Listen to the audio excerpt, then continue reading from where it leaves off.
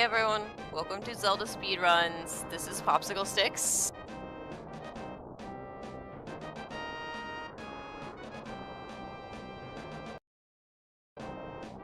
I'm here with BluntBunny. Can you guys hear me?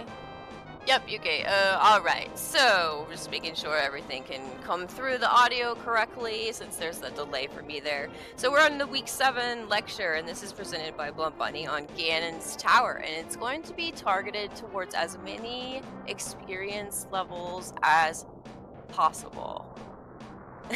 Klutz thinks something went wrong with your game. You're looking at some glitch stuff here. So this this target audience is going to range from beginners who have not even seen the inside of Ganon's Tower for themselves, randomizer players who may not know the vanilla routing, runners aiming for a sub 90. A few of the runners in the mentor program are aiming for a top leaderboard time, and everything's going pretty well. There's just a lot to get through in 8 weeks of this run. So this lecture is specifically just on Ganon's Tower. And Blunt, if you want to go ahead and do a brief self-intro and jump on in, go ahead. What's up? Me, Blunt, been around forever. I suck at intros, but I've played this game a lot. I know a lot of stuff. Kind of washed on some stuff, but I think I should be able to give you a good view of Ganon's Tower. It's a hard segment, but it's probably the most fun, especially when you start to get better. I encourage you to push through this because Ganon's Tower is not as scary as it seems. There's a lot of safety that you can grab in here. It's actually even safer than Turtle Rock, I'd say. Especially if you're bringing powder. So I'll go over all that stuff. I'm going to try to go through this kind of, not super fast, but like at a fast pace to kind of leave questions at the end, hopefully. But I will try to hit everything I can, because there's a lot to go over. But I'm going to try to skip over the trivial stuff, if anything. So, yeah. Anything else pops before I go? Or am I good to start? I guess we're good to start. Cool. Alright. So, I guess real quick. I imagine Blue told you... Yeah, you're good to start. Sorry, I have that 20-second delay and I was watching through this. No, you're fine. The only other thing, if you wanted to, before jumping into your segment, maybe just a little bit of mental game, if we could, but very briefly. Thank you. All right. Yeah, I guess mental game is one of those things where, like, it's probably really hard to overcome. When I was going for 123, that was my only goal for a long time, and I grinded it to a pulp. I was so serious about it, I didn't even use mic or anything. I just used to just grind straight for 123. I would say just don't set timelines for your goals in this game. You should always focus on trying to get better. Don't worry about trying to get a PB, because honestly, your skill set's going to carry you further in the long run. It might not in the short term, but it's very hard to actually PB on your skill level. I think I've probably done that, I don't know, maybe a handful of times ever in this game. So I would just say, you know, just always focus on trying to get better. That's pretty much it. Like, just, you know, if you're trying to get a 124, for example, don't bang your head against the wall if you have plans in a month and you know that you're not going to be able to focus on it, for example. But this game requires a lot of, like, attention. It's hard to stay in shape. So if you're always playing and you're doing randomizer and stuff, that probably helps a lot. But, you know, try to take it easy on the mental game, I guess. A lot of my time away from this game, since I got 123, has been the most fun I've had in speedrunning, so yeah. Hopefully that helps. Alright, so we'll get started. Like I said, Blue probably told you to menu to hook. So if you have hook out here, and you're playing on 1.0, of course, you can do an item dash and just... and try to exit the screen low. Very easy. If you don't know what a hook dash is, Y and A on the same frame. I imagine you probably know this by now, but in case you don't, really easy. If for some reason you're not using hook, you can do a spin speed out of here. The spin speed doesn't save as much. You can also dash if you hate doing either of those things, but you should have the hook shot out here, so I'd at least do that. But yeah, let's go to the next screen. So for the Lionel screen here, yeah, you do need hook next, so you should have hook out at this point. So for the Lionel screen, what's the most important thing you want to do here is dash deep, like I just did there. Dash along the slopes, of course. Like always, take advantage of slope dashing, because it's the fastest thing you can do. But when you get to the Lionels, just cruise through them, like as close to the bridge as you can, and it's pretty safe. Same here, do a deep dash, and then dash slope. It's just much safer, because if you stop your dash too early here, the Lionel can sometimes like intercept you here. Like he can block you. Like he's already almost doing it here, but it's kind of rare. But if you just want to be safe, just dash through the Lionels. That it's very safe to do that. Just maximize your dash. It'll be fun. Don't do that. No bonking. Bonking will get you in trouble there.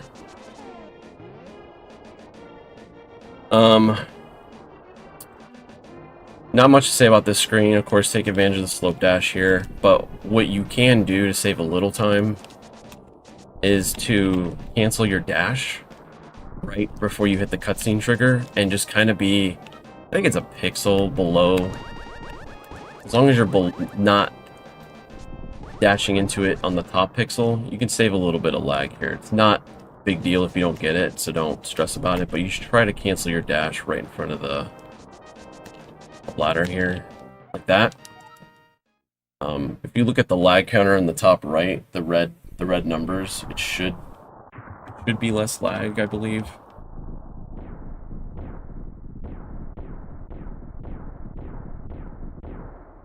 You can also sword climb, which I can explain that in a second.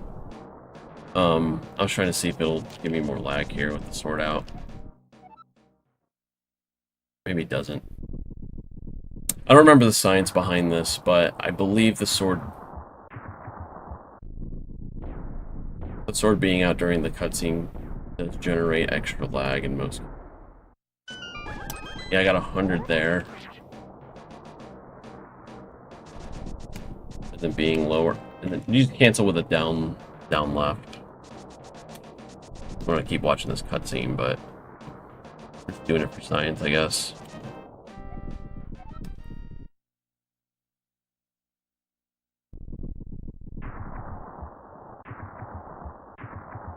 Yeah, okay. Not a big deal, though. This is just one of those things. Hey, you should know this. Yeah, look how much less lag I got there. I got 73 versus 100. So, that's almost a half second. So a sword climb, you just pull out your sword and do an item dash. The way I grip the controller is I put my thumb on B, and then I use my index and my middle finger on A to get the hook dash. So holding B and then do an item dash. And if you want to save a little bit more time, you can pump up the ladder there. It's kind of hard to do it, but I wouldn't focus on the pumping part. In fact, you probably don't even need to do the sword climb. does that give me? 2300. As long as you item dash, you'll get that quick little jolt forward, like I did there. It's better than just... I wasn't even pumping either, but still pumped. Yeah.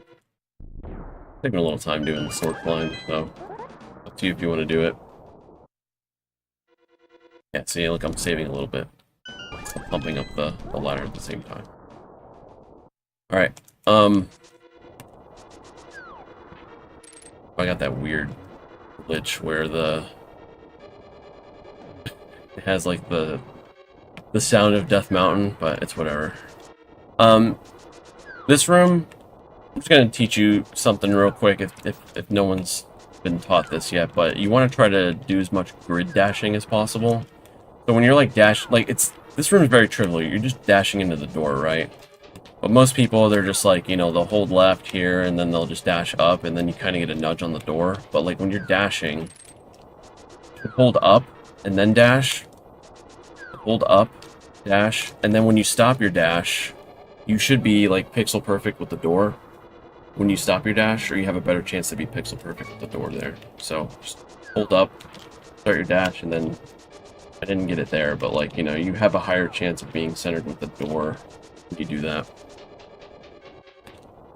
Hold up, cancel your dash by holding up, and then you should enter the door perfectly. This room, you should just skip the key, but if you do want the key for some reason, there is one thing you need to look out for, and that is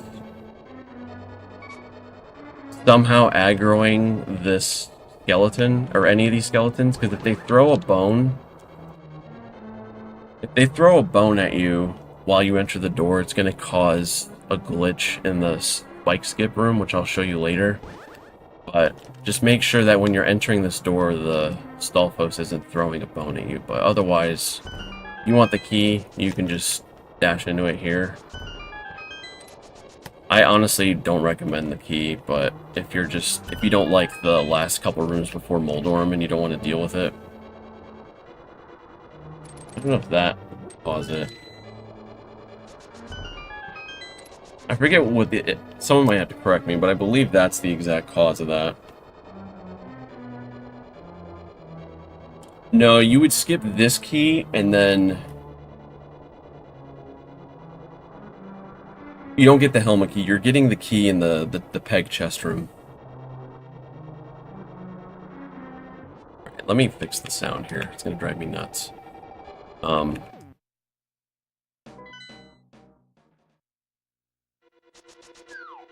it's fixed. Yeah, the one with the chest in the center. Yep. We're gonna skip the key here. This room, very trivial. Use the hook. And then you menu to hammer.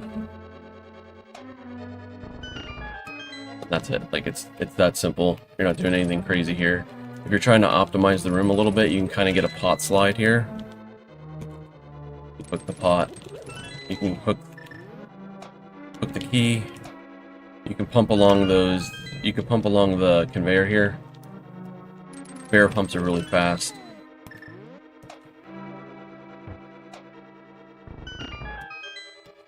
And then usually when if you really want to go super try hard here, right? You can kind of get a couple pumps on those blocks there when you're leaving, like a double pump. But I wouldn't recommend. If you're new, don't even worry about that. You're not saving that much time doing that. But this room's very trivial. Like I said, just hook the pot. You don't always have to use the hook to grab the key. You can argue that it's about the same time. I prefer hooking the key, but you can also get a good time without hooking the key. So you can just grab the key if you want, but I hate missing it. So I always hook it. That's it. I guess one other thing to add, when you hit the switch on the floor, I hold up left. I just hold up left out of it and then kind of like do a down so I can get like a couple pumps there. But again, very try hard movement, so I wouldn't worry about it too much. Now we're in spike skip room. If I'm going too fast, please let me know, but I'm gonna keep up the pace here. This room's easy if you're not gonna go for the spike skip itself. So you're gonna hook to your menu, or you're gonna menu to hook. You can just take your time. I walk here to this spot and menu to the boomerang. And the reason I do that is it makes it so easy to just walk through this and not make a mistake. Like, I menu to the boomerang and then I just do a right. Of course, I got hit by that guy. Let me kill him, actually. Basically, I'll stand here. I'll hit the switch, and then I'll stand here and then menu, and then I just walk straight down. That's the easiest way you can do this room, is just wait for the spike there, splash right there in that spot, and then you can just menu wherever you feel comfortable. It doesn't matter.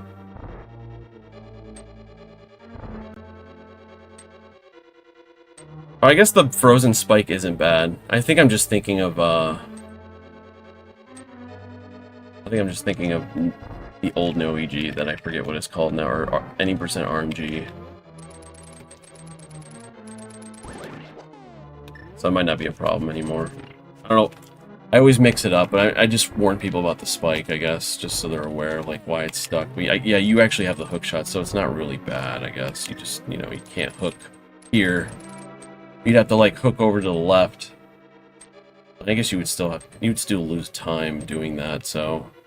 But the spike would be stuck here if you got the glitch from the bonking the key in that room. The spike gets stuck here and you can't hook it. So you'll have to go around. Yeah, that's right. So anyway, one more time, I'll show this. And then walk here, menu, just do a right and Y press. So the boomerang to the right. If you want to do spike skip, when you're walking out of the door, what I typically do is when the shield is just past like the block, I start to hold down left. I'll have to do the whole motion, but like I start to hold down left and then I menu. And you can, it's very hard to do this, but you can beat the spike like that.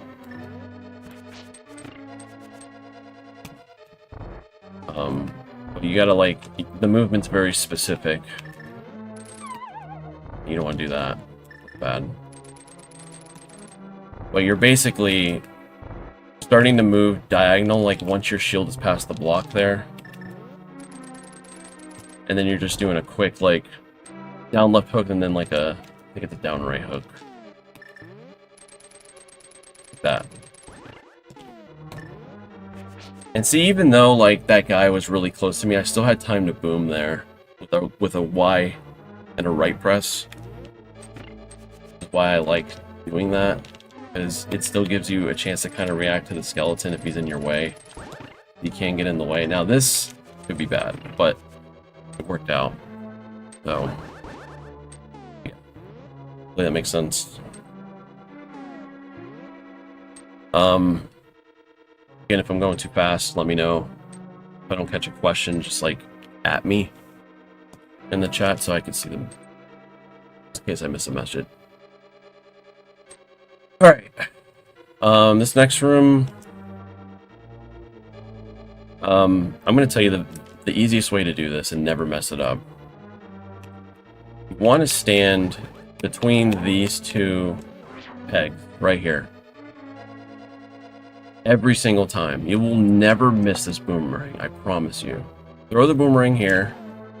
As soon as you see the boom out, switch to your hook and just hook to the right. And hook down. Do that literally every time and you will never miss this. And inside the pegs. Why am I doing that? Now you can be a little bit further right, but now you start, like, that's when it starts to, like, add a little risk. So you just gotta be careful. I don't recommend doing that. As long as you're within the pegs, it's pretty safe. You can't mess this up.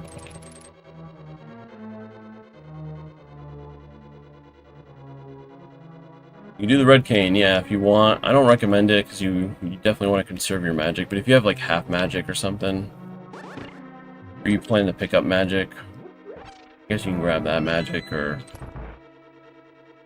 you can just do that. Probably a faster way to do that, but like if you're scared of the boomerang, you can definitely do that. I just recommend all you have to do is, as soon as you visually see the boomerang out, you can just menu. Switch to your hookshot, and you got 10 million years to just hold right and press Y. You can't mess that up. It's so simple.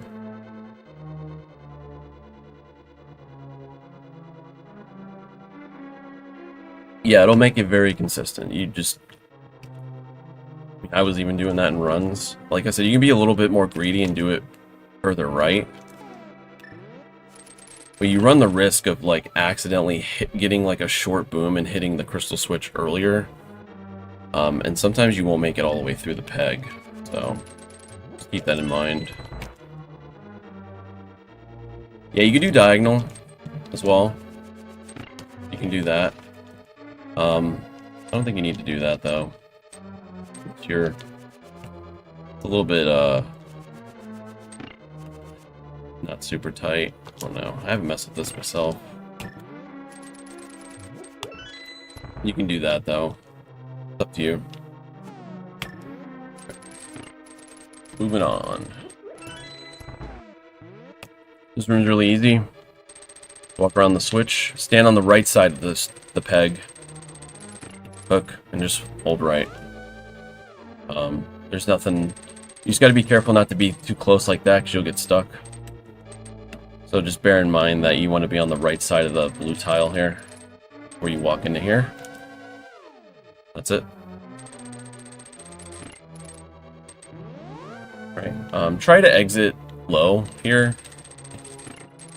Try to exit the tile as low, like around there, like aligned with the blue tile a little bit, like just low. And the reason for that is it gives you a little bit more time in the next room here.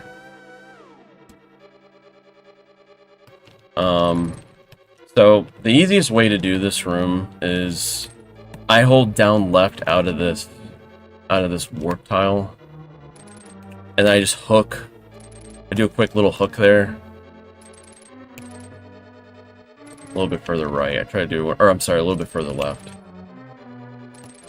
And then when I get to this tile here, like this exact, like I'm under this block, like this exact spot. It's like three tiles from the wall. The fourth tile here. I always hook in this exact spot every time. Just turn to the right and hook, and then dash. And then when you get here, you have an option, what you want to do. If you don't want to ever think about this room, and you don't care about trying to save a second, you can just push the block. You just gotta wait here. I usually do like I think it's a double slash. Maybe it's a single slash. Let me see. What? 1, 2, and then just push the block to the right, and you can hook through that block like I did there. Save a little extra time. I see some people pushing it from the left side like that. That works too. Whatever's easier for you. I usually do the double slash because I'm waiting for the... See, I wasn't in the right spot there. So you always want to hook in that spot. You should always do it.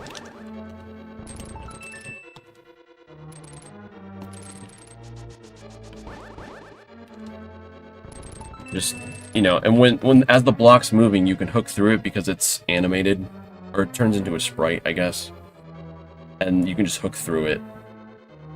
I like doing it from the right side. I think it looks cool, and it's more comfy for me. But the left side's fine too if you prefer that. One last thing I'll add here. So I guess if you're trying to save a second, there is a faster strat, but it's really hard to do it, and honestly requires a lot of grinding to do it. But you can basically push this block up. If you're fast enough, you can push this block up. So as soon as you stop here, you can hook upwards, push the block up, and then hook up again, and then hook to the left. You'll hook through the block here. You'll hook through this block. So you'll be standing inside of it, and then you can just turn left and hook to the west. I'll try it once, but it's really hard to do it. I almost did it, actually.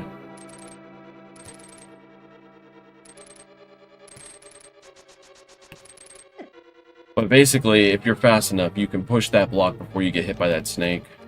It also kind of depends what he does, too. Because he might go a little slow or delay at this on the side here like he just did. There you go. So, like, I don't know. You really got to pay attention to snakes.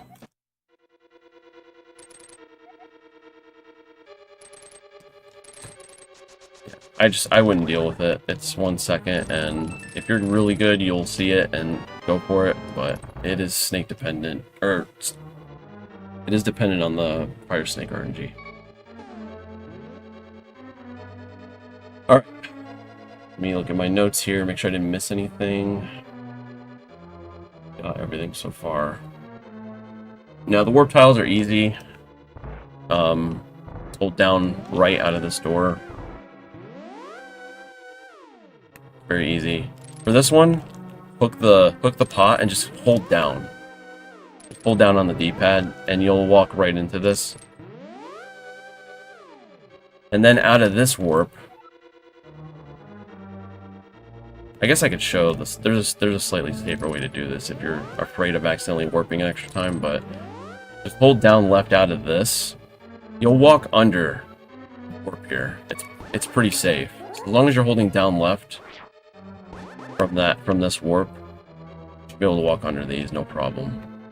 But if you get stuck in a warp, it's not the end of the world. You just walk over to this one.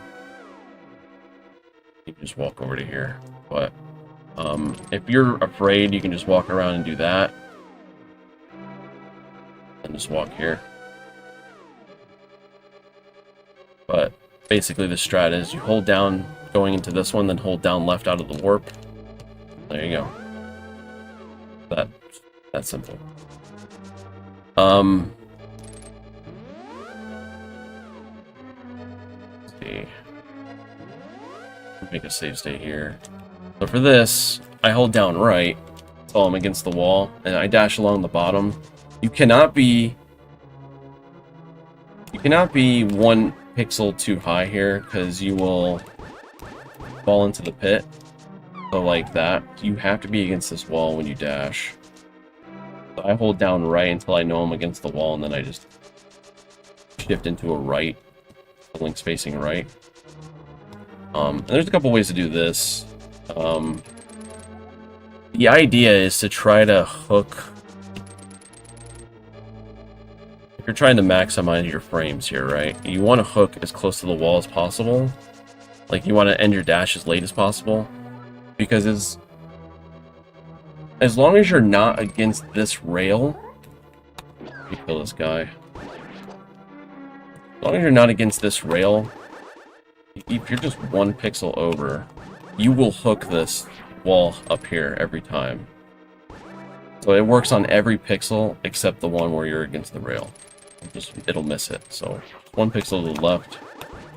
So you can stop it at any point in this range here, and you'll always be able to, you won't miss the hook up. So to skip this, kill these guys again so I can explain it. You can stand pretty high here. I think even the top of Link's head. Yeah, so you can basically cover the warp. I think any higher than this, you're entering it, though.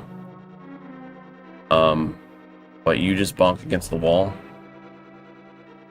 So, like, you start your dash, start charging your dash, and then just turn to the left. That's how you skip over it. What I like to do here, personally, is I menu to my bombs here.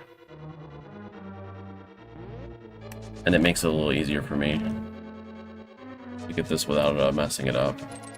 Because this actually wastes 6 seconds if you go into that warp. You want to definitely avoid it.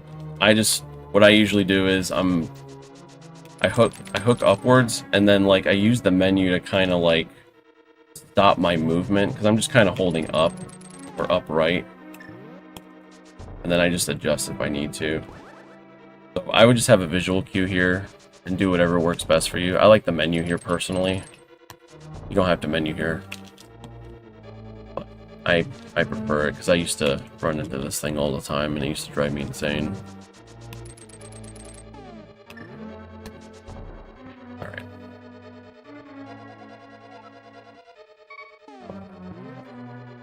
Make sure I didn't miss anything in chat. Good.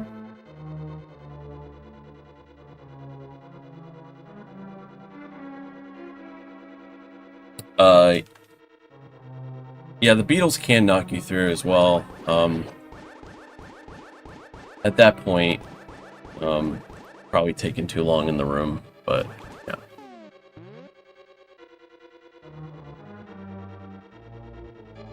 Yeah, it's 6. Just remember that it's 6 seconds when you take those warps. It's something like that. It's like the worst mistake. This room is pretty easy. I stick to dashing in the same places every time.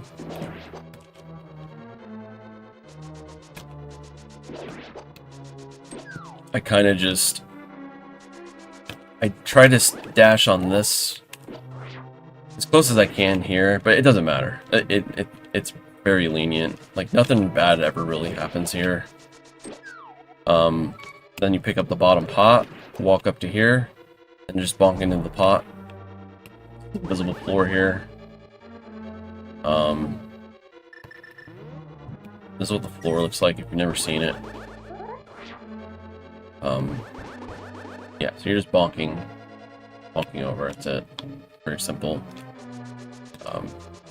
Nothing too crazy here. You want to pick up that bottom pot because there's arrows. So. Okay.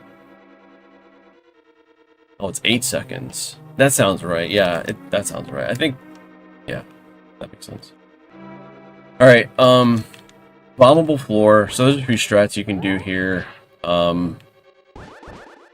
I guess ultimately you want to make it. You need to make a decision here on whether you want to grab this arrow chest or not. That's over here.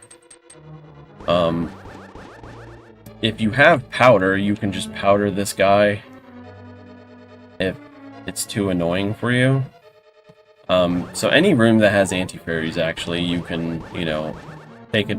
If you've taken too much damage, just, you know, get your health back. You can get it back here. It's a really easy spot to grab it, because you can just powder, like, literally right here. You can powder through the pot. So he'll hit him from here. So the general strat is you pick up the bomb as early as you can and throw it. And then I menu to arrows here. And as long as you do it quickly, and when I say quickly, you have to throw that bomb. So first let's do this. I'm holding up right out of this door, right? And I'm pulling the bomb out at this tile here, right here. And then I throw the bomb. But I need to pick up the pot before the anti-fairy bounces off of it.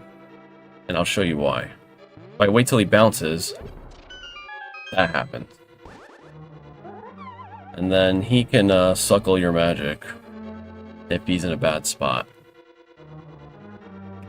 So what you're doing is you're picking up the bomb, throwing it, and try to pick it up before the anti-fairy bounces off the pot. And you're safe here. Like, you're literally going to be fine. You have to pay attention for that bounce, because otherwise that happens if you go too slow. So that is like I would say, I guess it's technically optimal to do that. I don't know if the meta's changed on this at all, but there are some other options here. So if you want the chest, we can do is you can take out the bomb here on the corner of the blocks. Oops. I think I remember how to do this. You can do that. It looks a little scary, but I'll explain it. You're actually waiting till the anti-fairy bounces there. And I'm using a menu to kind of like get close to the anti-fairy and open the chest from the left side. And the reason this is faster is because while you're opening the chest, the bomb is exploding. You're not waiting. You're not wasting that time there, if that makes sense. But there's an even easier way to get the arrows if you don't want to do that. So this is a Mike the Viewer strat. All the old boys remember Mike the Viewer.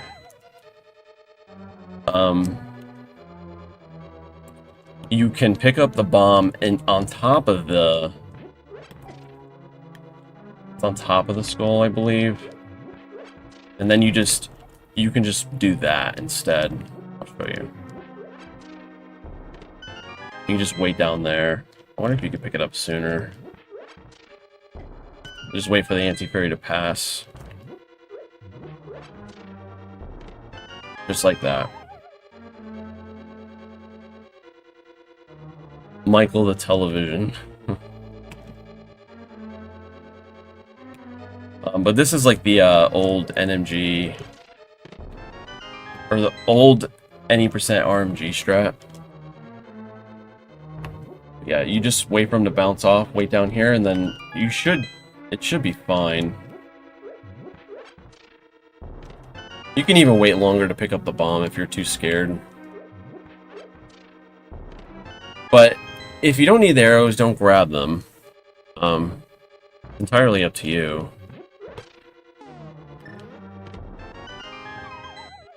You just gotta kind of look at your arrow count, because you need at least 18 here. Bryce Armos.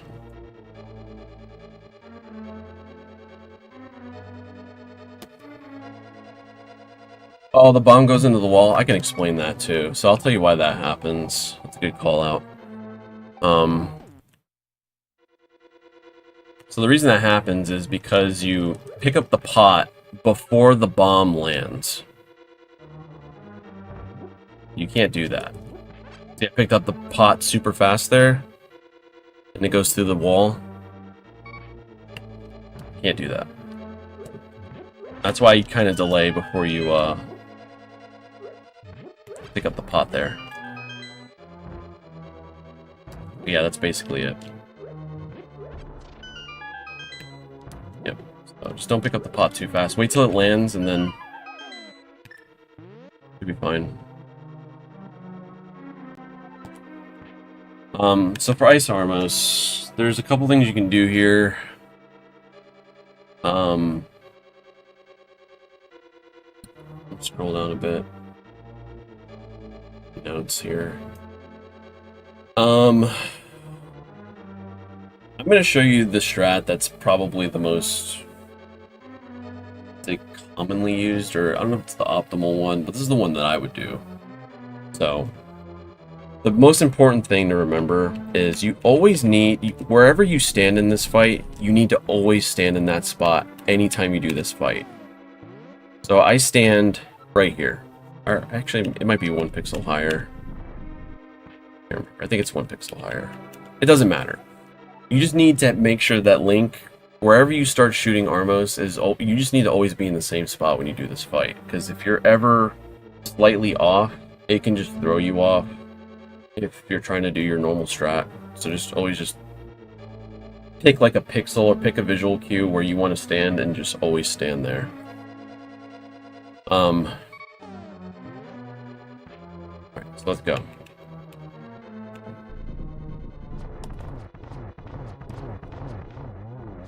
I'll explain this in a sec, but I'm just gonna fight, make sure I still remember how to do it right, and we're good. Okay, good. So I shoot 3 arrows up, I tap left, and then I shoot 2 left. And then I face back up and shoot. And then I slightly delay as I'm moving up. I'm still moving up. I slightly delay the second 2 shots on the next guy. So I'll kind of it's hard to talk through it, but I'll try to explain it. So it's 1, 2, 3. Oops. Here. 1, 2, 3. 1, 2, 1. And then here, I'm holding up, and then I'm delaying this arrow shot. You can get pretty close to him. It looks scary, but it's not. It's pretty lenient. If you're scared that you're gonna get hit by the Armos, you can just shoot. It's not a big deal. It'll just sometimes delay. It'll delay the Armos from moving. If that makes sense. Let me see if I can do it. Yeah, it's hard to force it to happen, but you don't have to delay that much if you're scared. It'll just make the fight a little slower because they won't start dancing around in the circle. If that makes sense.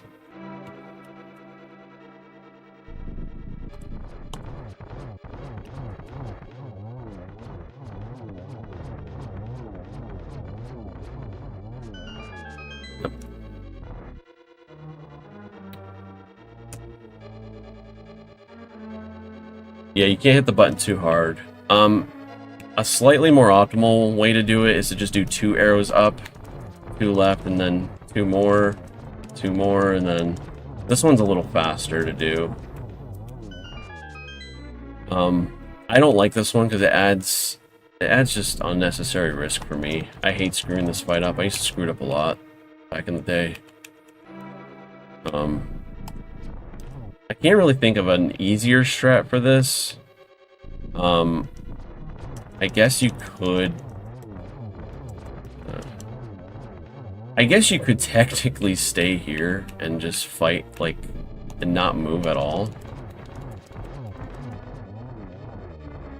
Just wait for them to move and then just stand here and just kind of... Oh no, you can't do that. I don't know. It's hard to really take this one safe, but I guess what you can do is just not delay and just don't... As long as you're getting 2 arrows on to the left, you're fine. And in the event you shoot him too many times, let's say I shoot this guy 3 times, and I'm like, uh-oh. Don't panic. Wait for that red guy to approach you, and then just take him out. Just do 3 quick arrows into him. See if I can force it again. Hard to do it. It's hard to do it incorrectly. But this will happen, so.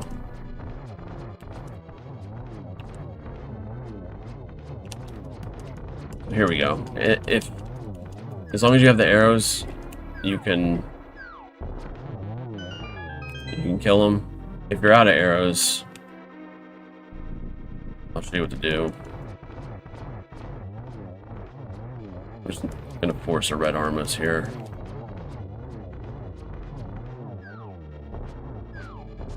So just hold your sword out and just tap A. People just like kind of move your thumb over. You're fine.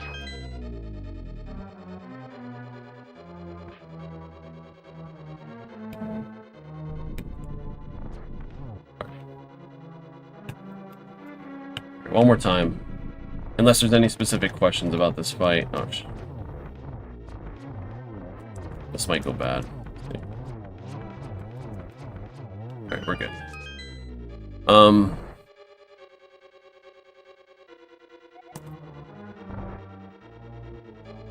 me grab some water. Coming up on the hour mark, so I'm gonna try to keep going. Oh, right. Actually, one second. I will show the silver arrow strat. Let me do it from here, because it's weird. Either. Oh, I just made that mistake of picking the pot up too early. Yeah, you're good on time. No one's on this channel after us until way later. Okay, cool. Thank you, thank you. We'll do silver. Silver's really easy. Just literally do this.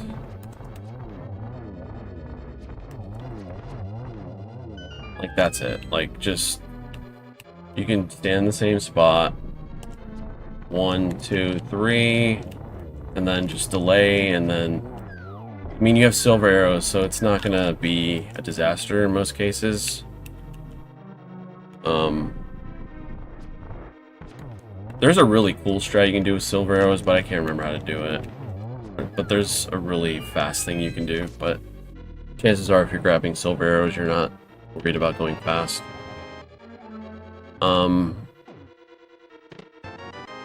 Grab these arrows if you don't have... I would say grab them if you have less than 10, if you're new.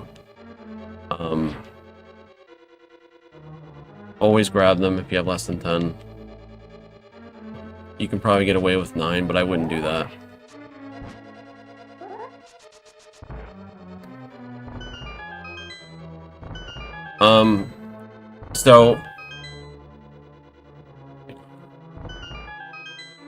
So after you grab this, you would mirror. If you don't have silver arrows and you're not grabbing red mail, just mirror here. That's all you do. Grab these 2 chests and mirror. If you're grabbing red mail, you're gonna go exit out this door, and then you can I'll show you how to get red mail. It's really quick. So you just exit down here, hold down left, and do 4 slashes, and then after the 4th slash, you're gonna hold up left. And you should snap into the door. I think it's 4, right? 1, 2, 3, 4. Hold up left. 1, 2, 3, 4. Up. I guess if you're scared, you can just hold up left and slash, but it's up to you. Yeah, so you're really new. You can just bonk up here and get some fairies if you want. There's 4 in here.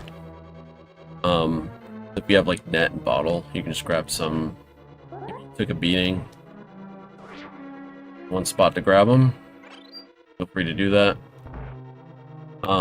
Otherwise, from the door, just dash to the left. Just kind of walk up a little bit before you dash, so you rub against the torches. And then here, I probably should have made a save state after the ice armos. But basically, when you're here, you're gonna have to like hold up and dash a little bit so you nudge the torch. Otherwise, you'll just bonk into the torches there. And then here, you're just gonna push the block. What I like to do is you do this in 100%, but I push the block and then hold down right, and then I switch to mirror, so I don't run into the spike, and then I just get the chest. I have red mail, and then just mirror. But yeah, that's pretty much it. You just hold right out of this door. There you go. That's how you get red mail. Not too crazy. Alright. There's no questions. We'll move on to 4-3.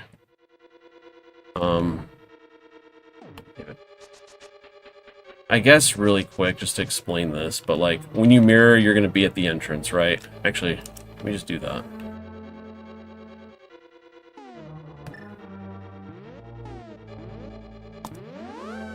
When you mirror, you'll be at the entrance. Just hold up when you're dashing here. That's it. That's all I wanted to say. Just make sure that when you're just holding up the whole time. This way you're not getting any human error frames. Just always hold up. So you're at least moving a little bit. So, a couple things here. So there's a couple strats we're going to have to do in this room. So it's going to be dependent on whether you have beams, sword beams or not.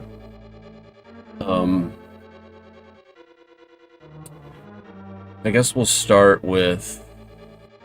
Let me start with the safe strat. Let's start with the safe strat. So the safest thing you can do in this room is to arrow this and walk along the tiles here. If you don't want to take any damage in this room, look at the moonwalk.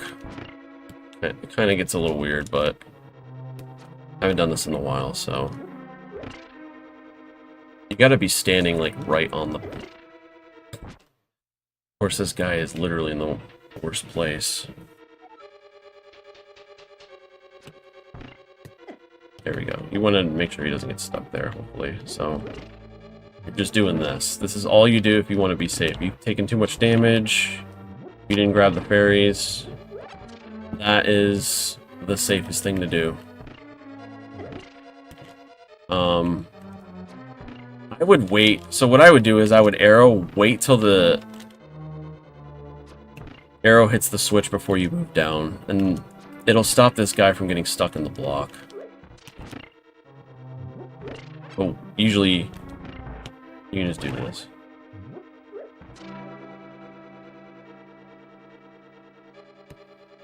Yeah, just wait. There you go. And the crystal switch, you have to be like really low. Otherwise, it's very sticky. So,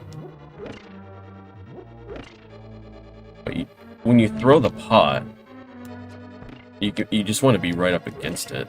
But like, see how it's too high? You have to be just slightly lower there. Otherwise, you get stuck on it. So, if you're gonna throw like that, just make sure you're... even if you miss it, just beam the switch. It's not a big deal. You're probably just trying not to die at this point anyway.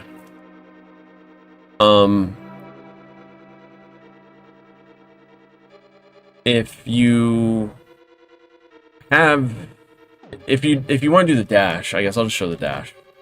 So if you don't have beams, this is like the general strat. Just arrow the switch, dash down, then you're gonna dash to the left.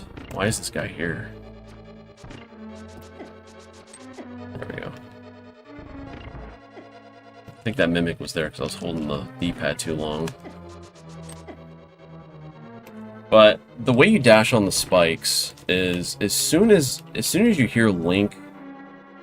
The way I do it is as soon as I hear Link, you can immediately start your dash, and you'll get like the maximum dash there.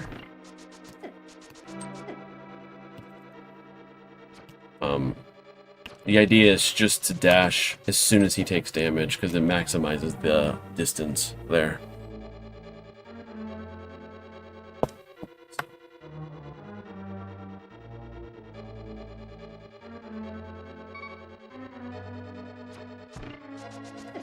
Walk right on. The other thing is pay attention to the D-pad. Like, I'm not holding the D-pad too long because you don't want to make these mimics get in your way. So just kind of like... See, like right there, I held down a little longer. Like, all I'm doing is turning down and then dashing. I'm not holding down the whole time there because they're reading your D-pad movement, so you gotta be careful. There's a magic pot here if you somehow lost some magic, like if you were falling down the ice almost and you got hit by the anti-fairy. Grab this magic here. You should grab it. I think it's pretty quick. So, now I'm going to show you if you have beams, which I think I need to fix the save state for the preset.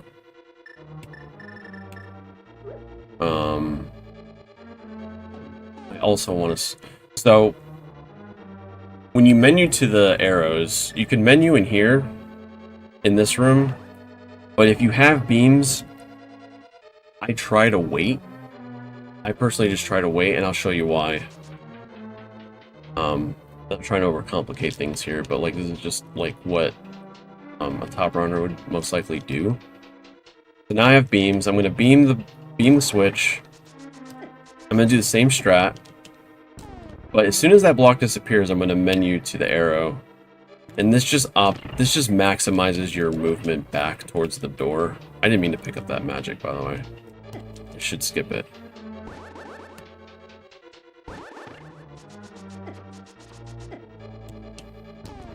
soon as it's invisible, and then you can just hold down out of the menu.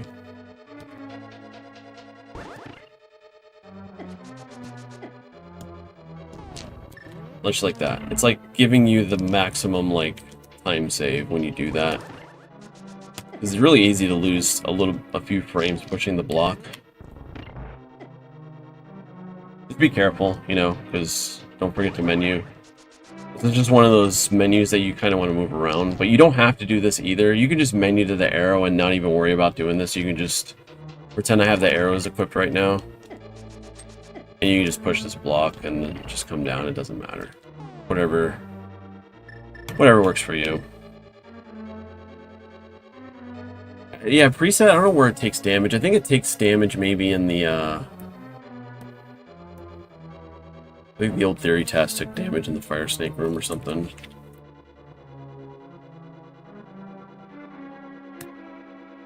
Oh yeah, that's a good call out. Yes, so you can also just walk. You can just walk this. It's completely fine. You don't have to dash here.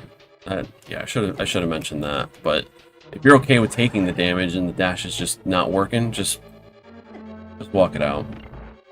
That's fine. Do this one more time. See, like I didn't get the dash there, so I'm just like whatever. I don't care. So now we're gonna move to mimics. This is where it's gonna get interesting. These are probably the hardest rooms to optimize, but you will have to spend a lot of time in here to get good at them. So don't feel like this isn't a plug and play strat. You don't just watch someone do it and you do it. It's gonna take some time to understand what's going on. The more modern strat nowadays that I see people do is something like this, where they walk all the way to the wall, and then they like slash down, and then they move left, and then they just shoot the one mimic and then shoot the other. I'll try to do it in all one motion, but I think this is what most people do, and this isn't slow, by the way. Like if you once you get a little bit more comfortable with the movement overall, it can be just as fast as the optimal strat. And this is just me taking it very safe, so.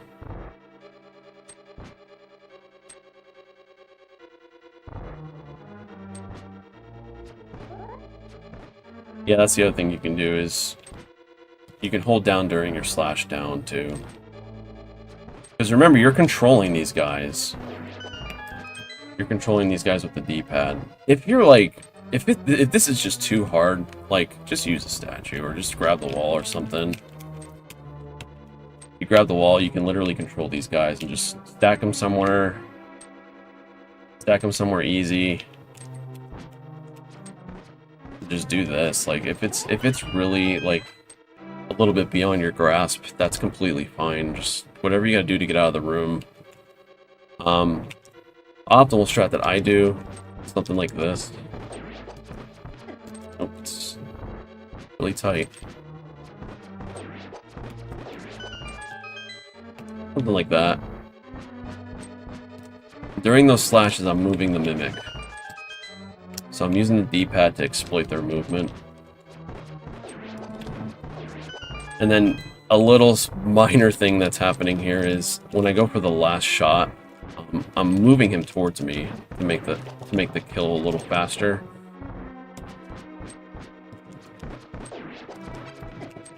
Oops. I'm gonna show the silver arrow strat too. There's a silver arrow strat as well. But if I were you, you're completely new, just do this. This is the easiest thing you can do, and it's not very slow. You're losing a couple seconds, but just walk all the way here, and just hold your sword out. And there you go. That's it. Like you're in and you're out. Like you're losing not even 2 seconds doing it that way, and you could probably do it faster than that. I'm just not really good at this one. So.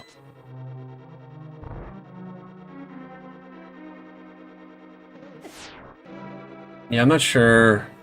I think this is technically Cypher Mimics. I think this was his strat. Right. Joe Strat was using the... He used the statue. I forgot how he did it, though. I think this one's really good. I really think this one is a good starter strat. I say practice this one. I just got a 752. That was just over a second. I'm pretty sure, like, more seasoned runner who used that strat normally could probably get closer to the 6.3x time that I'm getting here. But you don't want to lose the run in this room. Something stupid, so... am I forgetting anything in here? Oh yeah, so I guess I can show...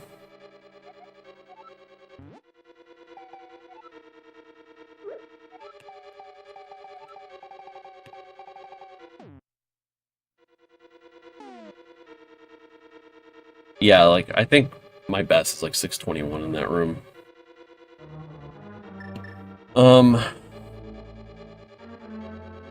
What was I gonna do? Oh yeah, so silver arrows. I'll show silver arrows real quick. And if you're grabbing Mirror Shield, I can show you another strat too. Why Ganon's Tower is so complicated, because it's...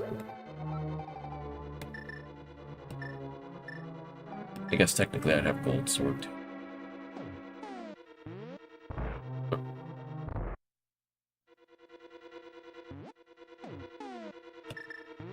So, I have my silver arrows out. So if I don't have Mirror Shield, it's literally the same thing. You're just doing this. You can just do that. So this is if you don't have Mirror Shield. So pretend I don't have Mirror Shield. It's literally the same strat. You're just shooting one arrow instead of two. Just know that the arrows lag a lot.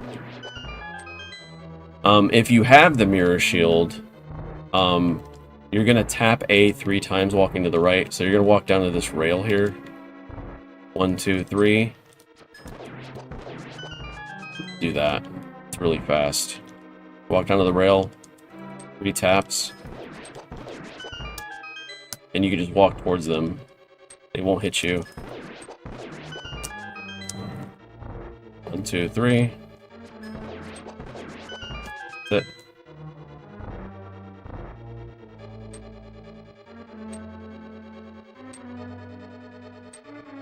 Your shield strat without the shield. Oh, I don't know about that. I've never seen that one. But if that's possible, yeah. But that's pretty much it. Moving on to Mimics 2. Yeah, I keep opening the wrong reset. We're an hour in already.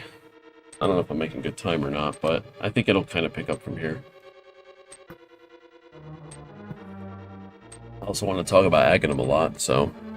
But yeah, I mean, I know there's nothing after this, so maybe if it goes over a little bit, it should be fine. But anyway, so this next room, depending if you dash in or not, too, this also matters, but... the easiest strat to do in here is to just face down, hold the sword out. You gotta do it fast, because otherwise you get shot by that guy. But 2 arrows down, and then 2 arrows up. Try to do it in full motion. Kind of rushing there, but it's not what I was trying to do. You don't want to walk towards them because they'll shoot you, but this is the safest strat, I think. I don't know if anyone still does this. You can actually get shot here, so I don't even know if this is safe.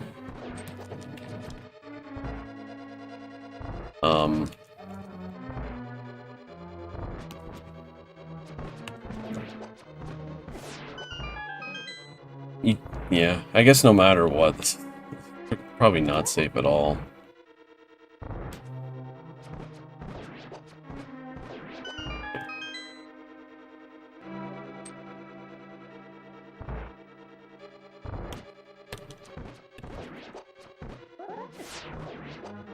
It's easy. So the one thing you need to know is, like, you don't want to spam the arrows because it'll eat your arrow because you can only have one on screen at once.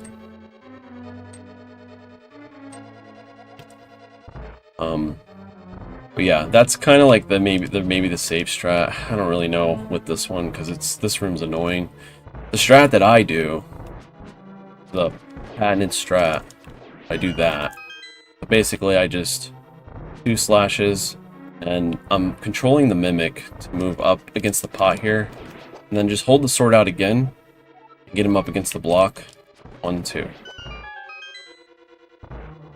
So 2.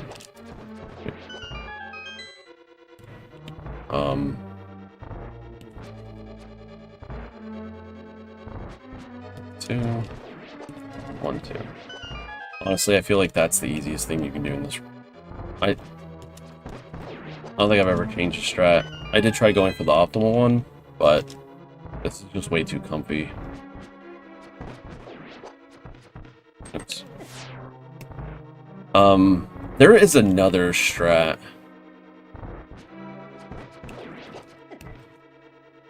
I don't know how... Something that Moogle showed to me, but there's another strat that's a little bit more modernized. So this is the I'll try to do the optimal one. This one's hard, though. And I don't know if this one's dependent on you dashing through or not. I think it is. Yeah, so to do the really fast one, you have to be dashing into this room, so your sword already has to be out. That is the fastest way to do this room. You can get a sub 5 in here if you're in practice. 2 wash for that, though, I think.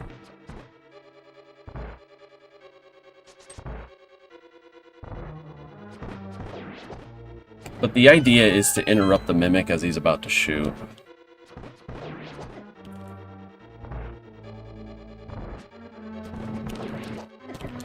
And then, like, when you're shooting up, you're moving the mimic into the arrow. So you're shooting, like, not directly at him, and then you're making him move into the arrow. This strat is so hard to do because I just never do it. But yeah, it's kind of like... I don't remember what the...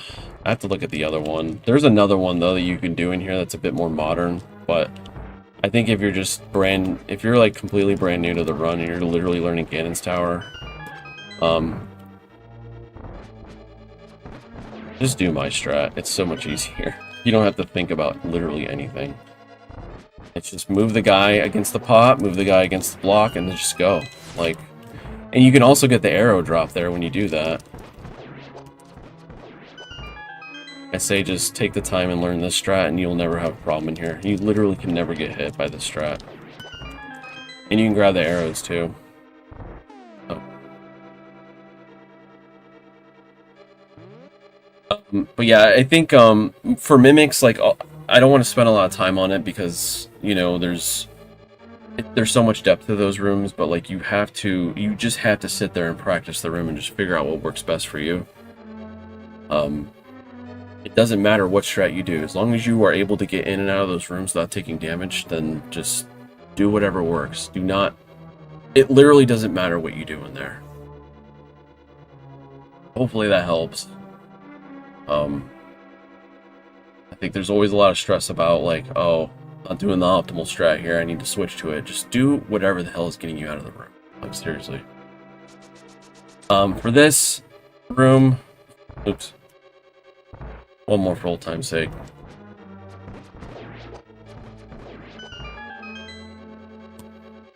Just dash from this door to get the key dash. It's really easy.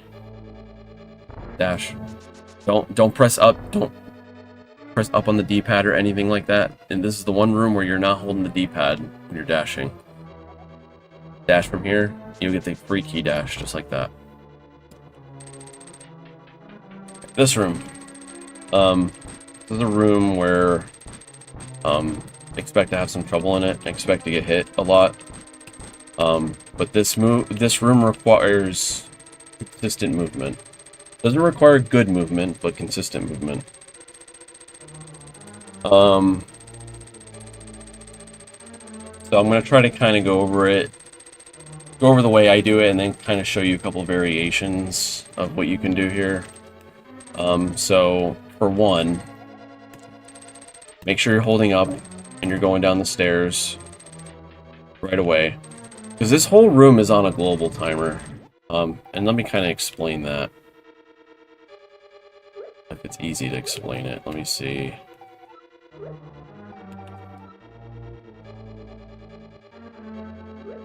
Isn't there a way to remove the...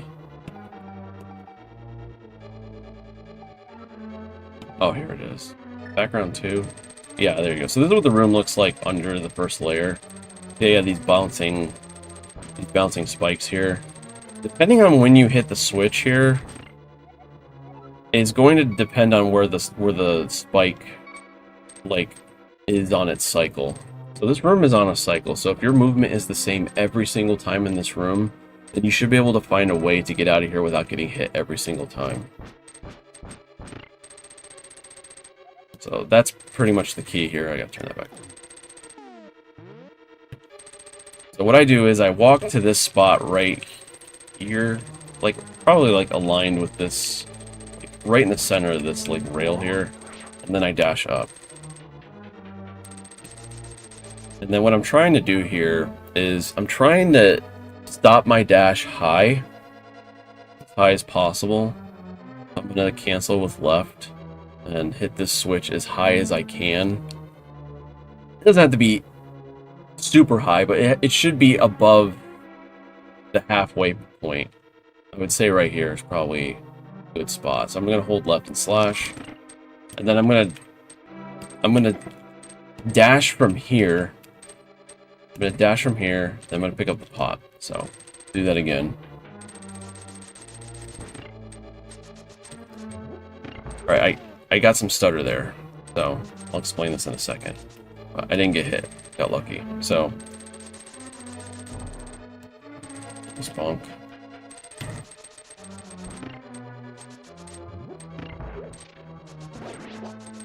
Alright, I got hit. So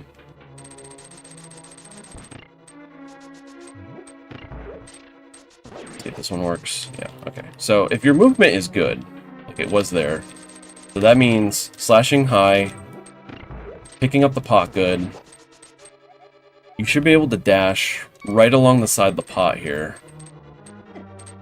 and dash down and it should be fine. But if you lose a little bit of time, if you're like, oh, I kind of nudged or I kind of picked up this pot a little slow, then you could walk a little further more left and it should still be safe. But it's not always going to work. And that's the important thing to note here, is that this will not always work. It just won't.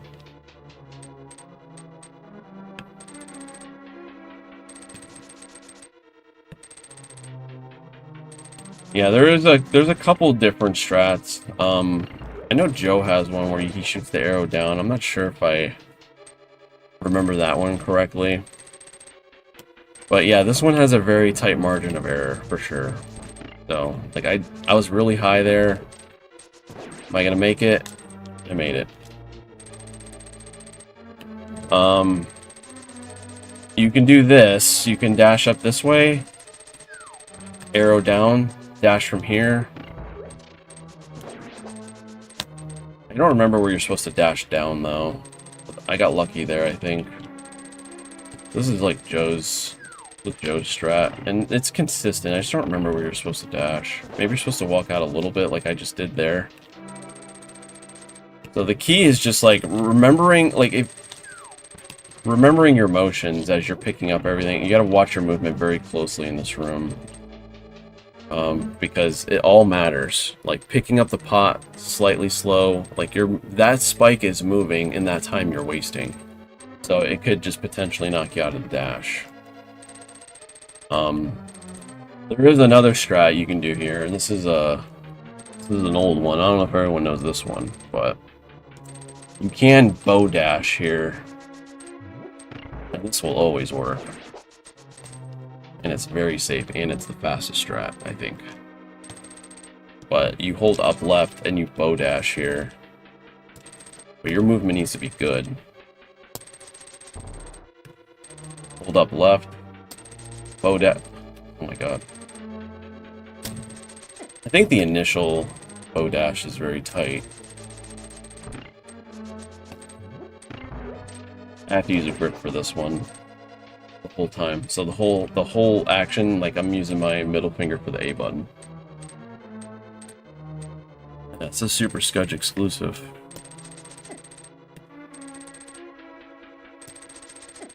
Oh my god.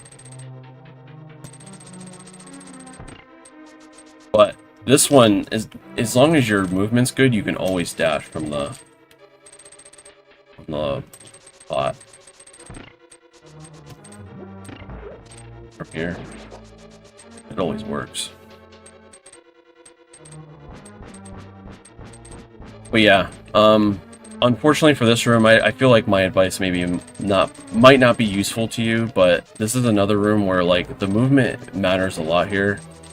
And honestly, this is probably one room that'll teach you about understanding like how you lose time on a room by room basis, because like the slightest deviation, like just the slightest deviation where if I like slash low like this, like I'm most likely gonna get hit here. Yeah, like it just, you can just tell, like anytime I hit that low, I'm just like, well, kind of have to pray and then just kind of dash maybe further to the left and hope that you won't get hit. But that's why I stick to dashing higher, because it's more consistent. And look, I got hit there, and honestly that was probably because I was just a little too fast. I should have adjusted a little bit. It sucks, but there's nothing you can really do. You just need to find a strat that's consistent for you. Overall, the ones I showed you are pretty useful. The Joe one's not too bad either. If you're really bad at like getting the initial dash, you can do that. Joe strat's really good here. Just need to use an extra arrow, so probably a little bit more comfy to do this strat. Yeah. Yep. I spent too much time on the stuff. Alright, let's just move on. Water. Not used to yabbering this much. Alright, so let's see. Ganon Ball Z. I don't want to get into too much details with this, but there's a few things you can look out for. Unfortunately for me, this room's mostly instinct. I just know, like, there's like a couple like patterns you can look at with the cannonballs. Like if you get like a late one on the bottom, you can kind of just dash through it. I'd say if you don't want to think about this room, just fall and dash through it. I think it loses maybe a second. You can just do that. You can try to dash through and then just like stop, and I wouldn't do that. I feel like at that point you might as well just walk off. But there's several RNGs, and if you're on the latest hack, the latest practice hack, you can go in here and kind of mess with the frame roll. And this will, like, the way you have to practice this room, I believe you have to dash through. You have to make a save state in the doorway, and then you have to change the frame roll. So I should always get the same frame roll here. And then you have to just kind of practice the patterns. I don't remember what this one is.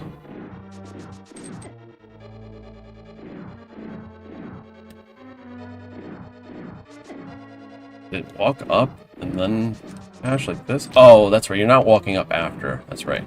So like for this one, it's so early, you don't even have to move up. So you're just moving up to the rail here, and you don't have to move up again. You have to dash right after the cannonball. Probably like another one. Yeah, like so this one I think you wanna. Is this one of the really hard ones? This one's a bit too far away from It's been too long since I've looked at this room, like, in detail. I think there used to be, and it might be gone now, because I think I went to look for it recently. But there used to be a Google Drive that had every RNG for this. And it was really helpful. Josh RTA like went through every possible pattern in here. There's 32 different patterns. But there's like a general rule of thumb with just like, this is a late fireball. You can hold up a little bit and dash and save. Oh, was OA the one I have to stop? Oh, that's right. Yeah, you're right. Okay, you're right. Yeah, I don't remember the exact movement though. Yeah, that's what you're supposed to do. Thanks for calling that out. So that's like the 3 general strats, what I just showed you. That's like the 3 general strats, but they vary just a little bit because the cannons are like slightly varied. But that's kind of like your rule of thumb there. I think very early cannon, you're stopping, I forget where though. Exactly, I'm just kind of guessing. Early first, no second is stop. That's okay, yeah, that's right, because you're listening for the it's coming back to me now. I'd say, like, you know, you can walk through here. I think that's slower. The fall and the dash is quicker. Do that. You'll take a heart. If you're grabbing the fairies anyway, so there's fairies here. You can grab these fairies. You do need a bomb, though. Actually, you have an extra bomb, I think. Yeah, you're gonna want an extra bomb here. Oh, there actually is one in here, so you can just grab that. There's magic. I think that's it. Yeah, so you can get your bomb back here. Right. We need, some fairies, because the mimics beat you up. You took too much damage. Come in here and grab these. It's kind of been too long for this room, but this is another room where like there's so much depth to it. It requires its own session because it's just so much. All right, so we're gonna go through Gauntlet. So every Gauntlet room has its own set of stuff.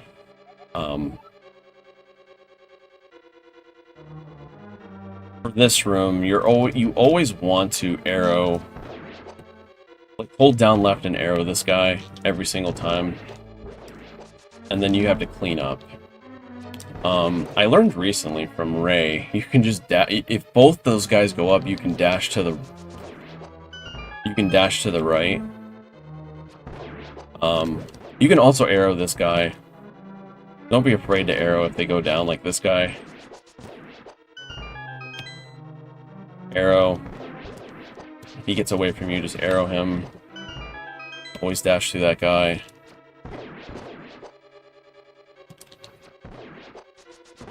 I have to get shot in the face here. But always down left arrow first. Clean up, dash to the right. If he's not in your dash, then just stop and slash him. If you want to get a couple extra frames, you can bear pump the wall there.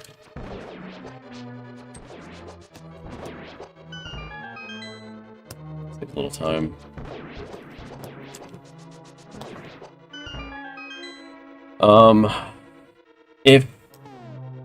If you're just like, if that stretch is not working for you, like, you know, do your best in here. Like, it's just one hit on every enemy, so it shouldn't be a problem. But like, if you start having too much trouble with the combat, just ether these idiots. It's slow, but it'll get you through the entire gauntlet. And there's hammer to get your magic back. I used to do that as a kid, but that's just like, you literally can't handle these rooms. You can just use ether in most of them. But yeah, that's pretty much the gist of this room. Pretty easy. This one's not too bad. The next one's going to be annoying, so get ready for it. So there's two things you can do here. Some people will throw the pot into this guy. Don't like doing that, but it is easier in some ways. It's hard to get all these guys, but I would try practicing a slash if you can, and just kind of do the merry-go-round, like 1, 2, 3. That should be the kill order pretty much every time, unless these guys group themselves.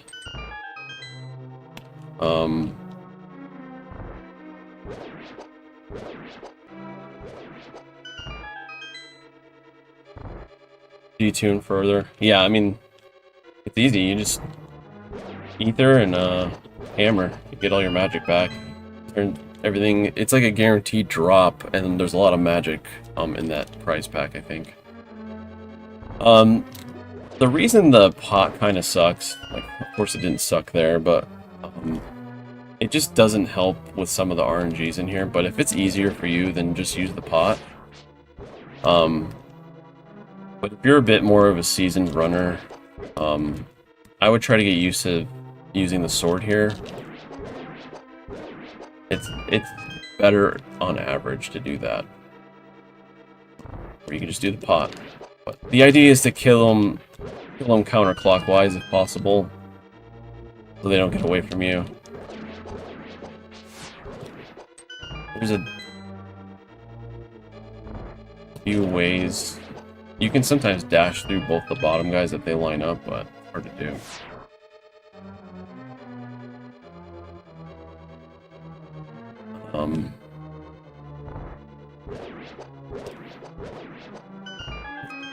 Alright. I don't know if there's any other input or questions about this room, but basically it's just killing counterclockwise. Make sure your slashes mean something. Don't miss. Just walk, take your time, walk close to them and slash them.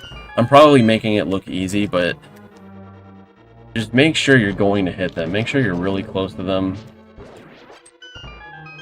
You don't want to like slash too far away because they're just going to hop away from you and just lose you more time. Sometimes you can peck them off with an arrow, or you can throw another pot at them. Like, just kind of use stuff to your advantage here. But it's basically, this is basically what you want to do every time. And usually when you go under this BMOS here, he won't shoot you. Like, if you have to go to the left, like, he won't shoot you. Should be fine. And then you can also use pokes like I did there. Like, if you miss your slash, you can just hold out your sword. You can just hold out your sword and poke him when he lands, if that makes sense. Wait there for him to land. He'll land on your sword and die. So, alright. Gauntlet 3. Same thing, you're going to do a counterclockwise kill. So you're always going to kill this guy, and then you're going to dash. It's safe. It may look scary, but you can dash here. I got hit because I'm stopped, but slash that guy and then dash to the right. So there's a couple things that are going to happen here. If that guy goes high,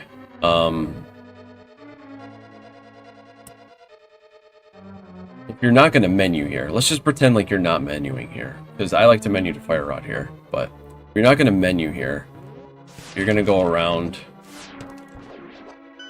Just follow them around, especially if they both go up. Just follow them around. This guy goes up. Oh, that was a bad dash. I actually probably would have killed both of them. Yeah, oh yeah, so that's the other thing I wanted to mention. So, like, if you kill that guy in the bottom corner like that, and that's the last guy, just take the bonk, because it'll get you out the door easily. There's no problem with taking a bonk there.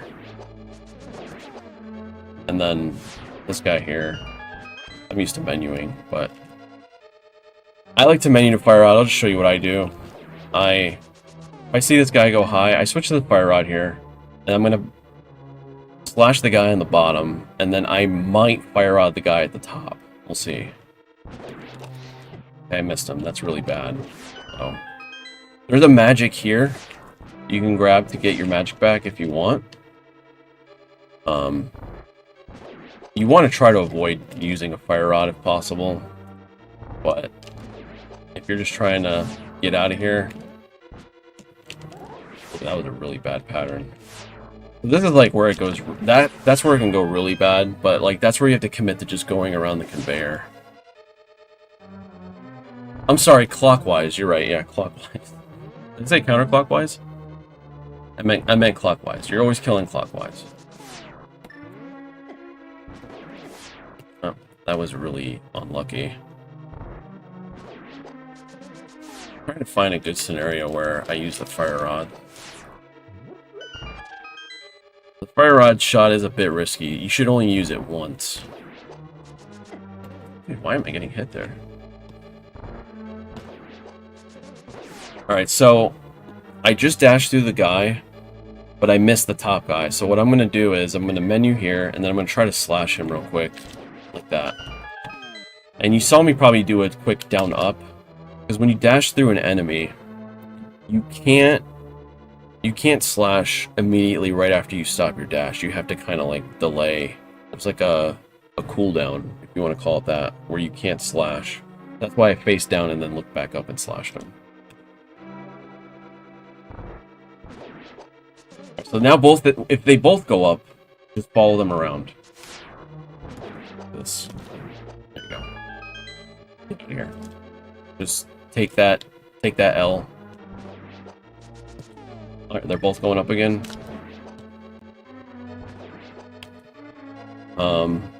There's another scenario here. See, only this guy's going up, so now I want to fire rod this guy because I don't want to go up. I missed him, but that's the risk you take if you try to do a fire rod.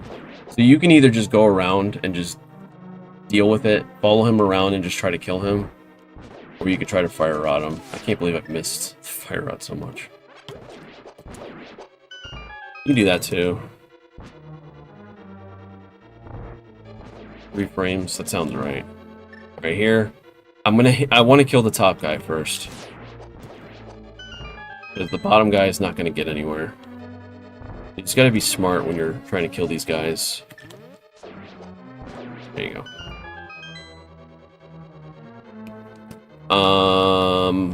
But yeah, I guess you just have to make a decision. Like if maybe if you want to simplify the room, you can just not menu here and just always go around and just try to.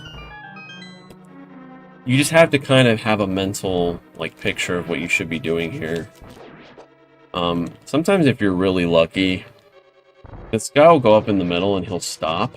Like he'll stop here, and you can slash him as you're dashing left.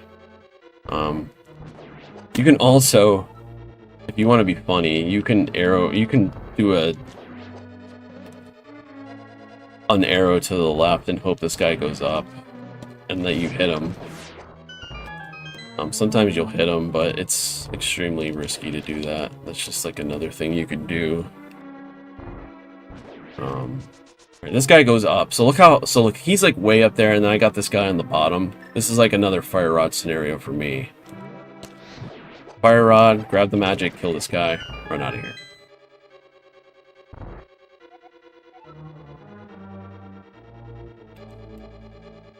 One more time. Yeah, I'll go over both variations of having the arrows here and having the fire rod, and the benefits to both.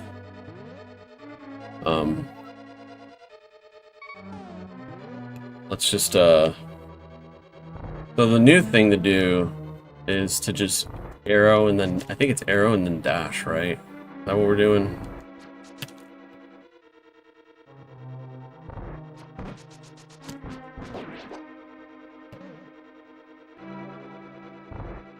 Yeah, this is kind of like where you need to make a decision where you want to use your fire rod menu. Because having it here is great, because you can read the second guy. It's a down right arrow. Okay, that makes sense. Yeah, that is nice. So, like, sometimes it's really easy like that. I missed him. Like, that was late.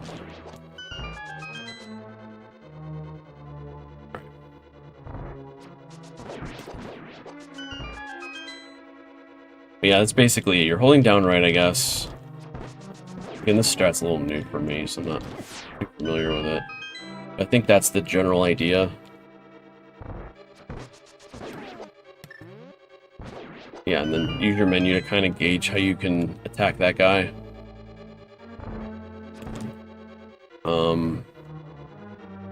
If you have the fire rod out already, because you menued in here, this is what I do. I just walk down and always slash this guy and then dash. It's just you don't have a menu to read the second guy, that's the only problem. But you can always slash this guy. Walk down a bit, slash, dash while you're still on the ice. Same thing. I prefer the slash. But there's value in having the arrow out there too. So you just need to make your own decision. And again, you can, these rooms are too hard, just use ether. And just hammer them, get your magic back. You're just trying to get through the run. But these are your general strats for these rooms. It's just kind of gauging how to react to the enemies, so you can get out of here as quick as you can.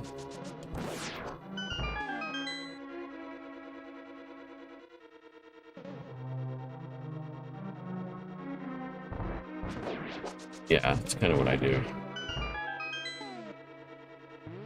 Alright. Now, Alt 5. So you should have your fire rod out at this point. Hold down left and fire rod, you'll always hit that guy. And then you need to get this guy. I was trying to find a safe strat for this room to go over, but I couldn't find one. So the ice physics, it's kind of hard to get used to them. You basically need to immediately switch to down right after you do your down left fire rod. So like automatically, if you look at my D-pad, I just realized my input display is all messed up. That's annoying. Hold on a second. Dang, no one said it. I don't know if anyone said anything, but I forgot I had to adjust it. Try this one.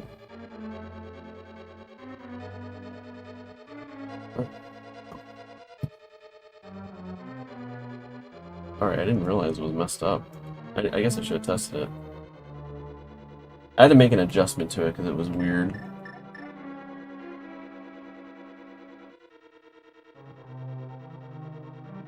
Look a little better now, hopefully. Yeah, we got the input display on the practice act too. Yeah. Alright, I didn't realize that was... I had to make an adjustment because it looked weird, but I guess it didn't account for... Anyway, so I'm holding down left and then I immediately switch it down right and start slashing. I think you can get away with just 1 or 2 slashes here. That's what I learned recently. So there's a couple things this horse head can do. This is where it gets annoying. Is when he goes all the way down or goes all the way up in the corner, the top right corner. You just have to kind of get used to the ice physics here. No, I wish there was a safer strat for this. I just don't know one.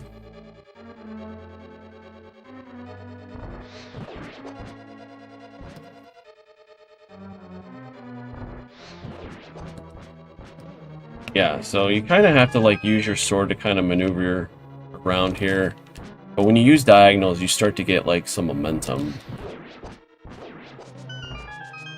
What am I doing? See how I kind of delayed there for that slash? that kind of helped a little bit.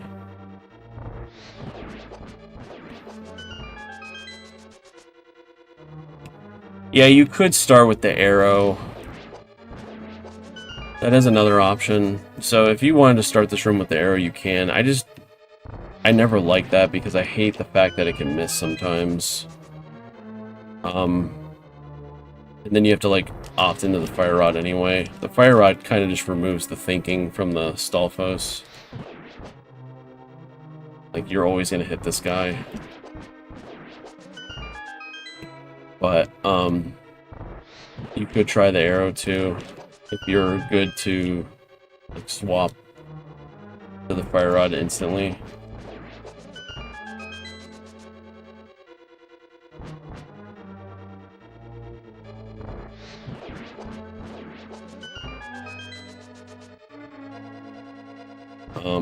Alright. Okay, yeah, so see how he went low here? So you can, like, I just go back up and then I just kind of tap A to kind of delay. There's probably a better way to handle that RNG. But that's how I've always done it. I honestly hate this room. I've never been good at it. You just need to look out for when the horse head's going up like that and just be ready to slash him. And if you miss, then you just gotta kind of chase him down. It's a little annoying, but, you know, if it's really bad, then just use ether.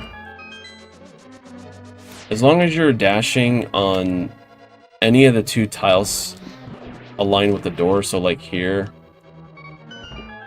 or here, you're always going to make it into the door, so don't feel worried about that.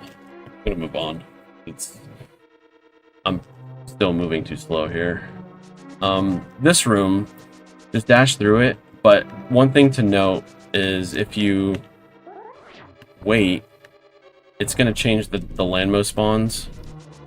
So you can always, if you have powder, you can ferry here, or get a ferry.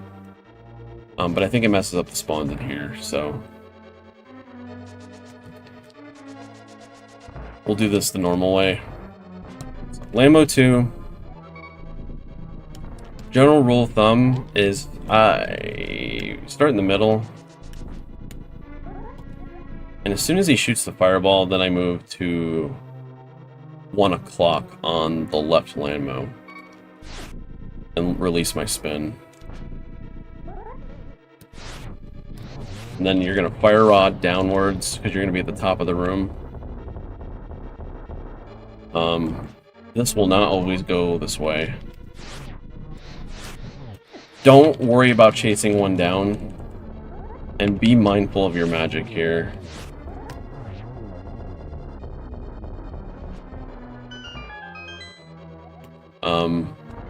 But this is your general rule of thumb.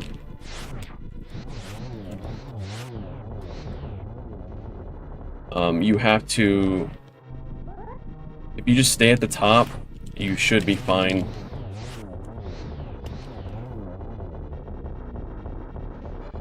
If you miss, I think you could afford one more shot, but there's a magic refill in the next room. A small magic you can get.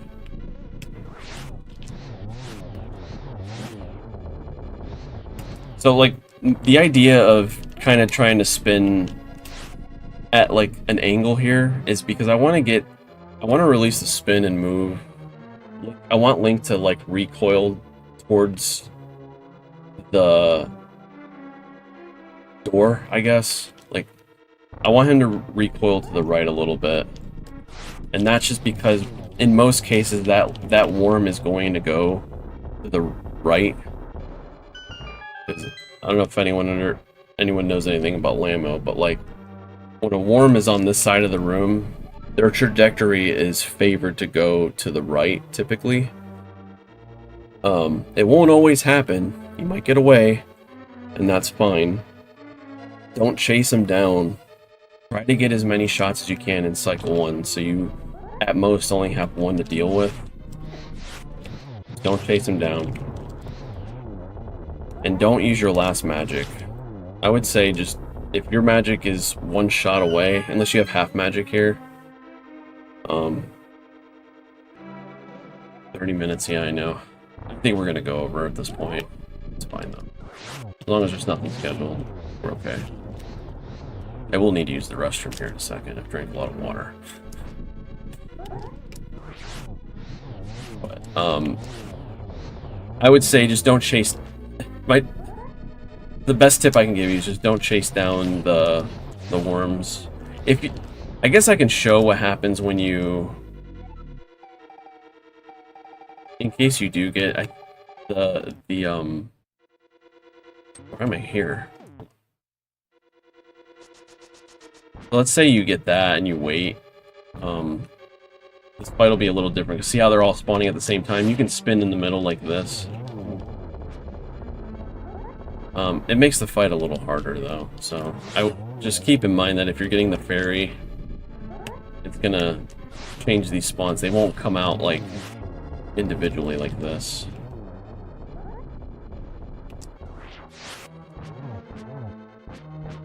Yeah. I don't know. Am I forgetting anything here? I can show... If you have silver arrows, you can use that, but... I feel like the silver arrows are really... It's really harder. It's a little bit harder to do silver arrows here.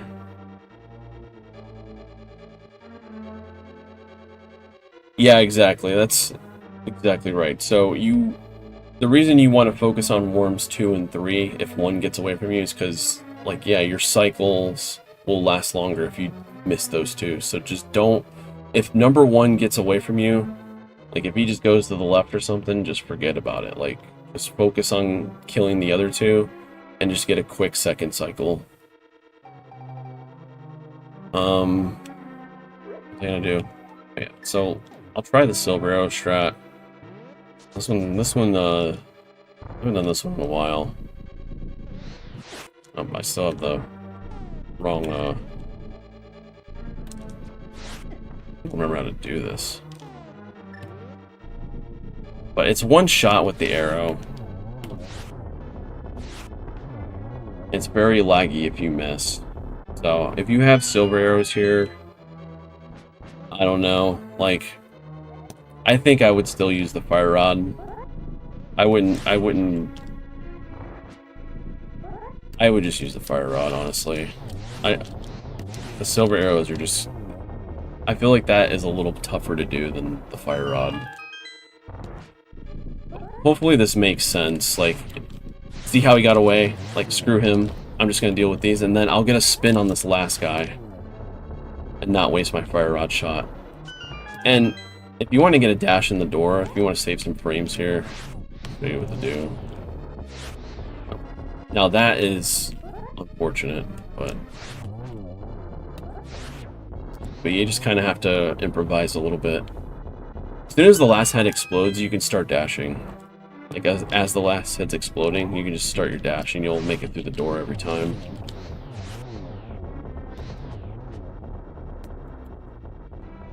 Bam. Safe. Alright, there's magic here. So if you're low on magic, definitely grab this magic. That's like your last chance. If you need a bomb, there's a bomb there. Heart. Of course, arrows, if you need them for some reason. Let's move on. Was Rose 1.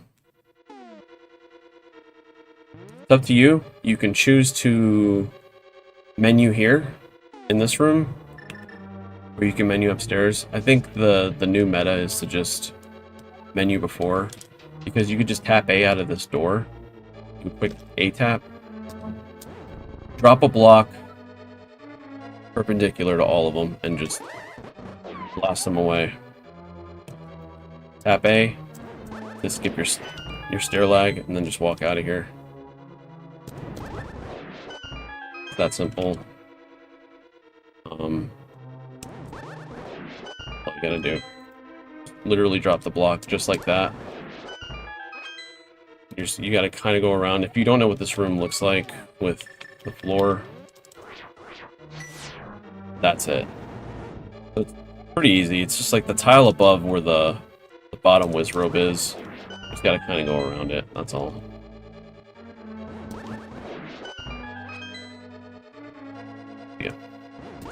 Very easy. You don't have to worry about anything. Just drop that block there. Moving on. Oh, that's true. Using servals will save your magic, but I feel like there's just more magic refills. I feel like if you're using silver arrows anyway, you're kind of not trying to save that type of time. This room, try to dash on the top tile, but sometimes this guy will get you, and I don't know why. My general rule here is, if he's, like, close to me, if the red guy's close to me, I just walk up. I won't dash to that top door. Like, even that was risky. I shouldn't have even done that. But if he's going to the left, he's far away, you can dash up through this door. Easy peasy. You can get a couple pumps here if you want to. Probably don't save anything at this point. There you go. Again, if he's kind of around you when you dash, you just walk up. Just walk up into the door. Don't try to dash because he'll sometimes hit you.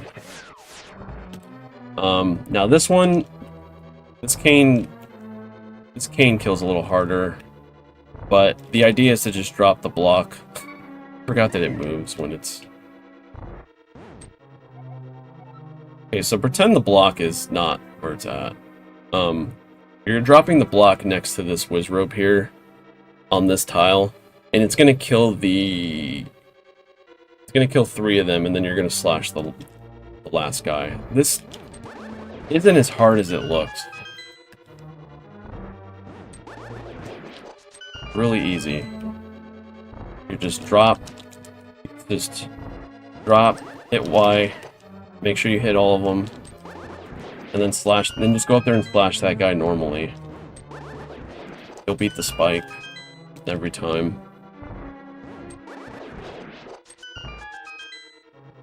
Funny game. You don't even have to put the block that far over.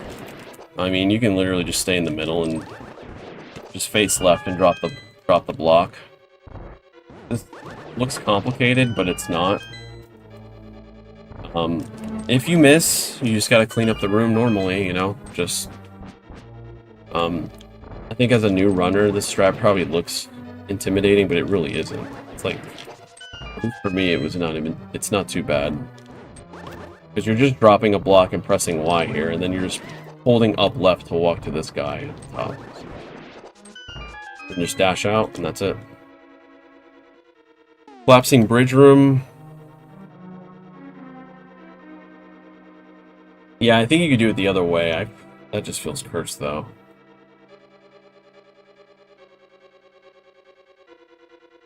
Okay. Collapsing bridge room. I have a sweet spot, and that is... So I switch to the lamp here. You don't have to switch to the lamp here, but I switch here, and the reason I do that is because I want... When I dash in this room, you see Link's ear? See how Link's ear is, like, past the line in the conveyor? And then, so if it's either there or it's, I think it's one over? Yeah, where it's like directly lined up with his ear pixel. Like both of those are pretty safe, I think, pixels to dash on when you dash up through here. So I'm just holding up right here. I menu to the lamp to make sure I'm like on, like, I don't have to be pixel perfect, but the general idea is to just be past the line at least. You want Link's ear to be past that conveyor line.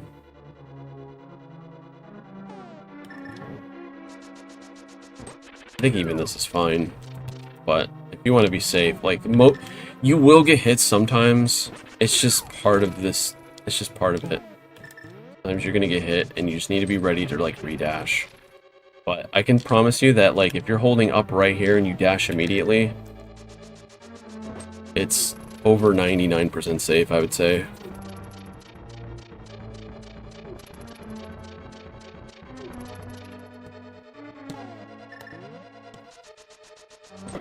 Yeah, see, I got hit there. So I would say keep Link's ear past the line. I think that's the safest. I think that's the safest pixel, if I remember right. So if you don't see that you're past it, then just adjust. Move a little bit more right before you dash, and that's it. That's why I use the menu here. It seems silly, but it's a good place to use it, I think. But getting hit in this room is so annoying, but it can happen. Alright.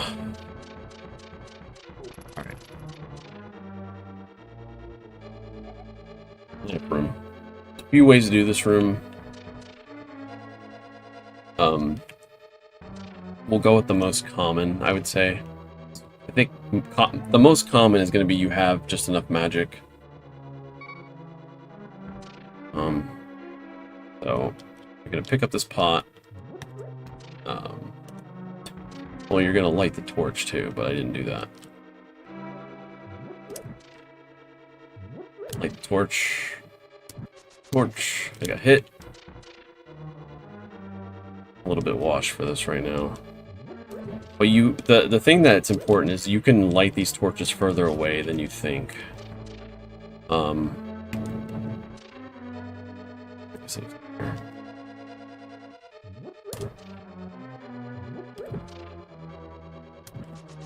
And then you can technically lamp dash there. So I'm doing a lamp dash because I'm pressing Y and A at the same time. You should be able to beat the fire stick, but if you can't, there's another way.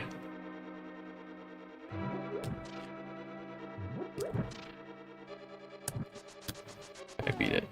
So then I menu here to fire rod. Actually, I think I used to menu here. And then when you're fire rodding this torch up, just make sure that you're at least on this pot tile here when you shoot up. Because if you're not, you're going to miss. But you just need to be somewhere in the vicinity.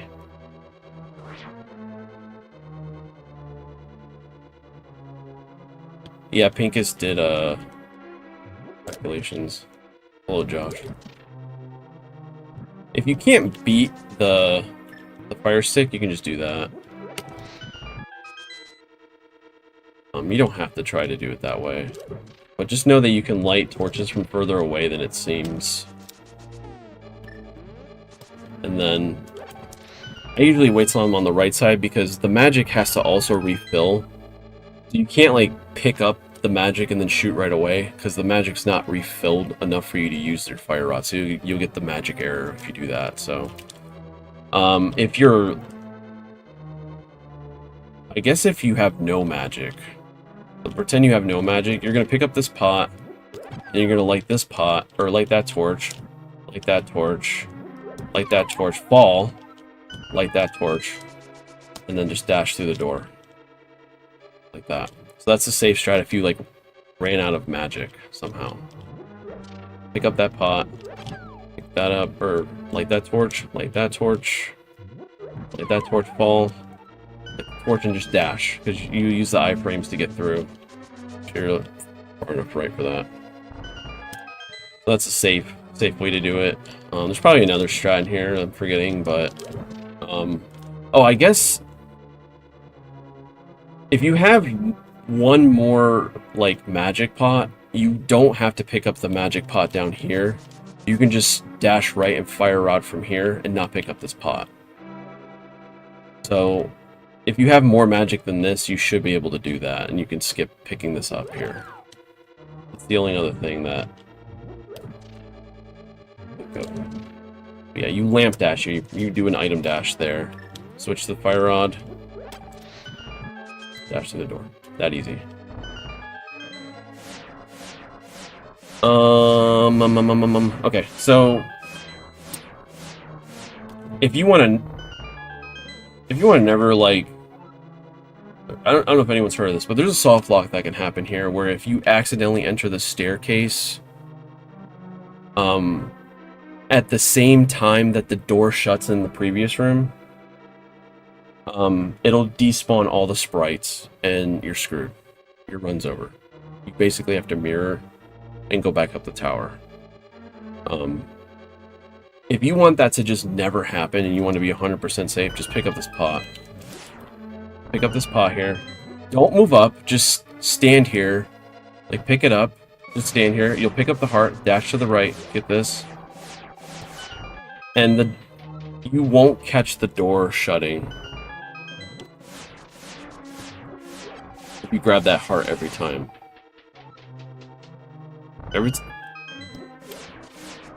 So grabbing the heart will prevent it. Prevent you from getting caught. You don't need the heart. Just dash, cancel late, pick up the magic. Be careful with jingle glitch. If you're just not sure, like, if you lost some time on your movement somewhere, and you're not sure if the door's gonna shut, just wait it out. Just wait it out. And if, just in case you don't know what I'm talking about, there, that. You got. If you're like not sure, if you think it's gonna shut right as you enter the staircase, just wait it out. Just wait there at the bottom and then go up. Safest thing you can do.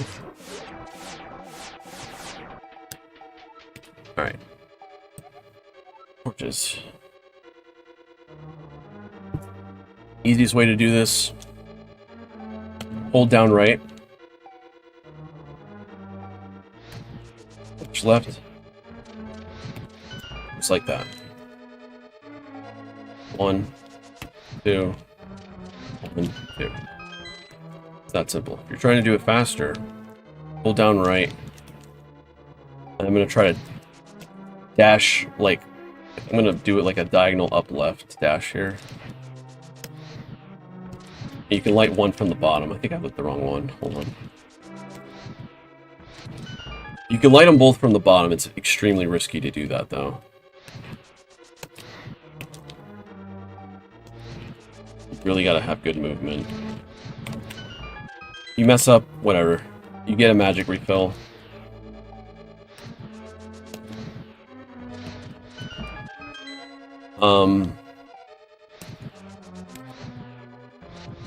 Yeah, you can do that, but it's very risky. That's generally like the faster strat. But if you're just like, whatever, like I'm going slow, just light them like that, and that's fine. Take the half-second time loss. Now, in the event that, let's just say, oh no, I lit all the torches, and I do this, and then I like fall. I'm like, oh no. Now you don't have enough magic to use the fire rod. So what you should do is switch to the lamp, and I'll show you what to do when you have the lamp. Just light the torch, light the torch. Oh wait, how do you do this again? Torch, light the torch, light the torch, and then you can light this torch from here. Looks like you can't, but you can.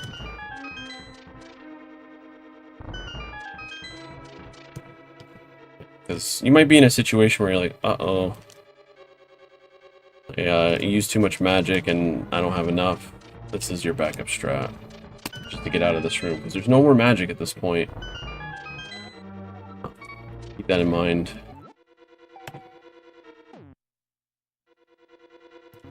Just two.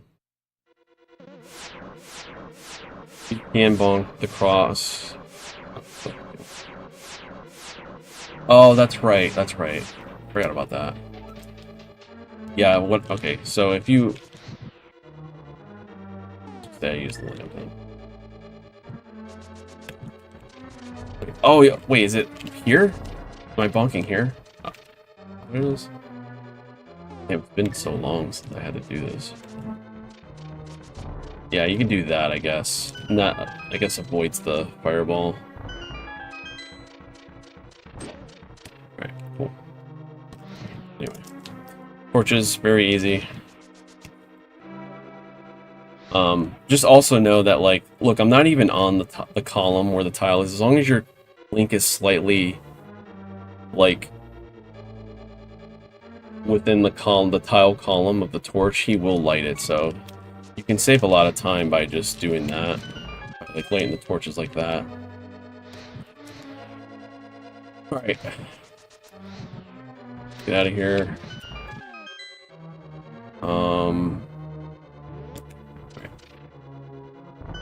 Now, if you can get this key if you want. You should only get this key if you're playing at a high level. Because typically people who grab this key are skipping the magic. I think. I remember right? That's how you do it, though. You just kind of walk up to the left here. But in most cases, you should skip this key. Like, if you're new, just go around. Menu to the bombs. Make sure you menu to the bombs in this room. Just go around these guys. You want to save a couple frames, you can just walk through the spikes. But you're trying to be safe. But yeah, I wouldn't worry about getting the Helmas. Like, that's very high level. Like, I'm pretty sure you only want to do that if you're trying to get Jingle Skip and you're trying to skip the magic. Anyway. So this next room, show you a couple things you can do here. So you can hold down left out of this door and pick up the bomb really early. It's not something you can normally do. I'll explain what I'm doing here. So when you throw the bomb, it's very important that you're not, like, Link's shadow cannot be, it can't be touching the conveyor. You have to be above it. Because if it's touching the conveyor, the bomb's gonna get stuck, and I'll show you. See? It gets stuck, and then if that's your last bomb, there's more bombs in here, but, you know, you're just gonna feel bad about it. But, what I do is, I pick up the bomb early, I throw it down, and to give myself a little bit of, like, a delay, I'm gonna boost through the spike. I just slash up and then take damage like that and just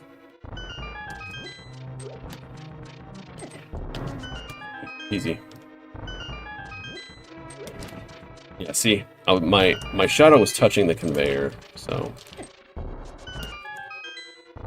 what I'm doing here is I'm throwing the bomb all the way against this wall here. I'm all the way against the wall when I throw it down. And I'm bumping into this guy, and as soon as I take damage, I'm just going to start a dash. Because the conveyor is going to carry me into the bombable wall here. Now, if you don't want to do that, and it's a little too scary, just, you can walk through this and just do that. It's fine too. Just throw it. Bait the spike so you can get around him. You basically want to move down and then just move around the spike. Just move down far enough to bait him and walk between them. And you can do that too if you don't want to take the damage and it's too annoying. If you're really having trouble here, let me see. You're gonna want to still walk here, I think.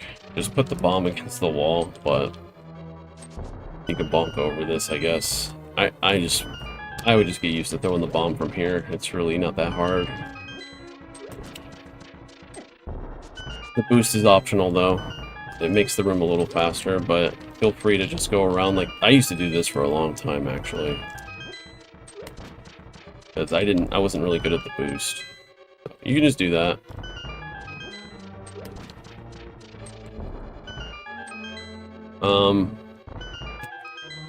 So now we're in this room. Depending on your key, so if you grab that key all the way back in the beginning of the dungeon, you can just literally skip, well, grab the magic, and then just exit, because you'll have the key. You won't even have to deal with this room. Another thing to note is if you have powder, you can just powder right here, and get both of these, get a fairy right here, double fairy. Another thing, this is like a little bit past my time, but there's another strat you can do. If you just grab the mushroom But I think you have to waste all your...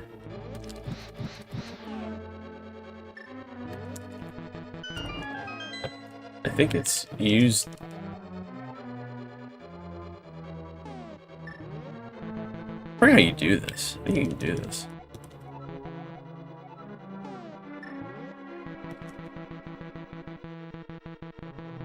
How do you do the mushroom thing? I actually don't remember.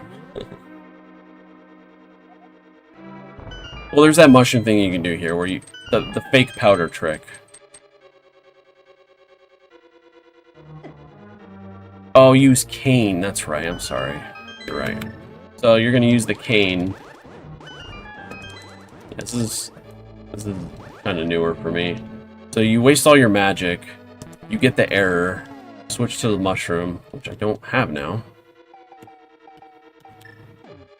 Switch to the mushroom, and you'll do a fake powder there. You'll want to strategically not have magic here, but then obviously you're going to go pick it up right here at the bottom.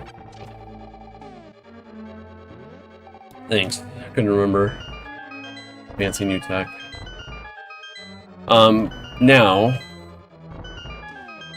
you're going to switch to hook shot. If you have to get the key, so this is what you're going to do when you have to get the key. You're going to pick up this pot from the left side, so when you throw it down, it hits the switch, and then you're going to hook down. You gotta do this kind of fast. So, like, I always pick up the pot from the left side. That's why I use the menu there. I kind of forgot how to do this, though. Open the chest, and then grab the magic. Just get out of there. Hook. Okay. Easy. Down. Chest. There's no real easy way to do this. Like, if you can't handle this room, I just recommend grabbing that key early in the dungeon. From the torch key. Just grab that one.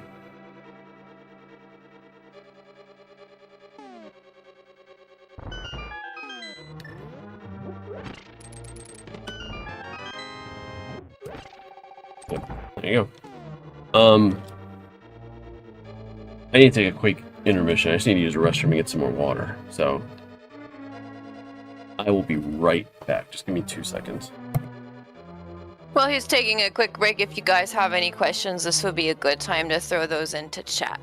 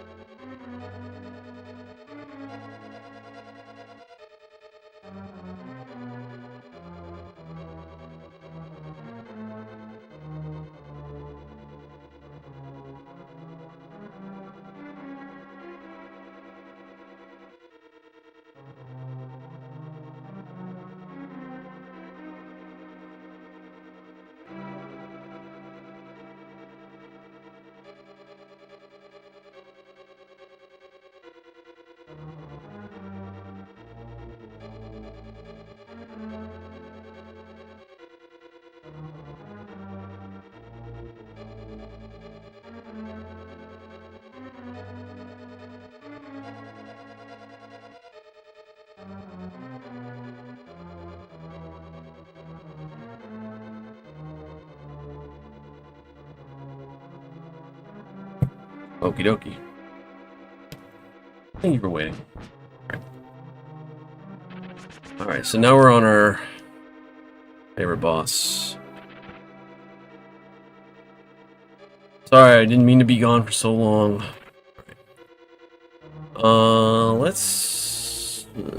There's a couple things to talk about here. Usually my general strat is to just dash on this third row of tiles to the left in most cases. Unless I can kind of get a read on what he's doing. It can be dangerous to do this sometimes. Sometimes you will get knocked off.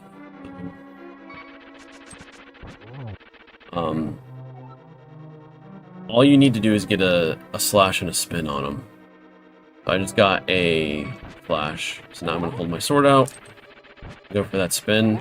You can use the hook shot to get iframes. I highly recommend doing that if you're in a tight space. Like right there. Like, you basically just let go of B. Oh.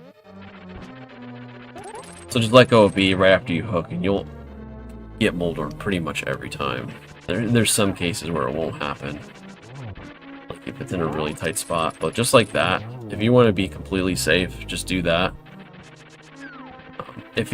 That's, you know, of course, if Moldorm is giving you a pattern, like, that's kind of annoying where he's trying to go into you or walk through you.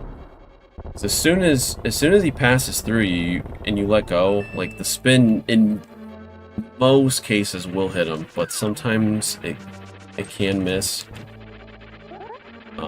The idea is to just, wherever his head has been, the tail will be, so you can always anticipate where it's going to be.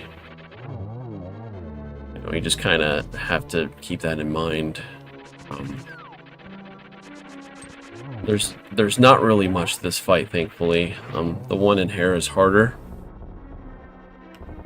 You can hover. I don't recommend it unless you're good at hovering. Then by all means hover. I'm not gonna hover here. One, because I probably can't. But two, it's kind of irrelevant to this. But if you are hovering, you kind of have to pick a side to do it on. I guess I'll try it once. Yeah, I'm way too out of practice for that. But anyway, dash on the third row, get a slash in, and then try to get a spin in. Try to always spin away from him if possible.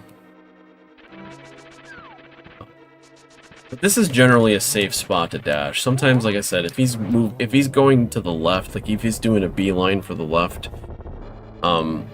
there are some cases where he can hit you off, so you can stay a little lower if you want. There you go. There's not much to this, I feel like. Just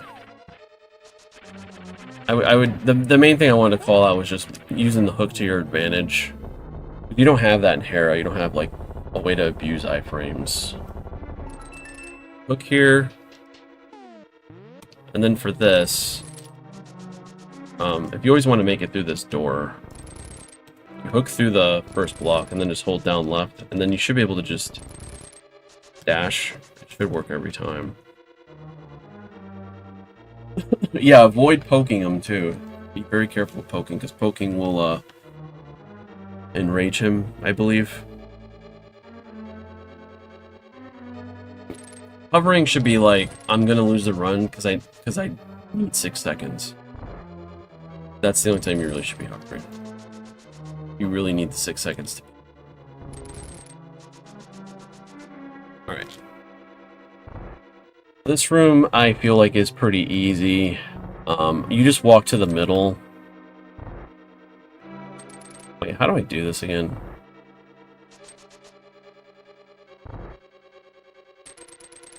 Is it? I don't remember how to do this, actually. I think you just walk down to the middle, and then you walk up. Right?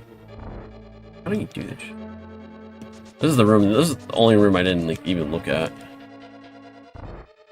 You can do this. You can hook and then dash up, but you're gonna want to try to stay on the center tile. But like, I think the safe thing. I was trying to remember the safe thing. The safe thing you can do is this, where you just walk. You hold left, and then as soon as you're here and the two bumpers kind of separate, start your dash from the middle, and you should make it every time. I was trying to remember this strat. I don't remember what I do now. I think most people probably walk like that. Thank God Josh is here. It's probably literally the only room I actually forgot. Didn't even look at this one. This one is very trivial for the most part. It's just really figuring out a way to avoid this guy every time. You can hook him if you're scared that he's going to come around, but as long as you're dashing like from this section here, where the conveyor's moving up, as long as you begin your dash in the middle here, you're going to be safe every time.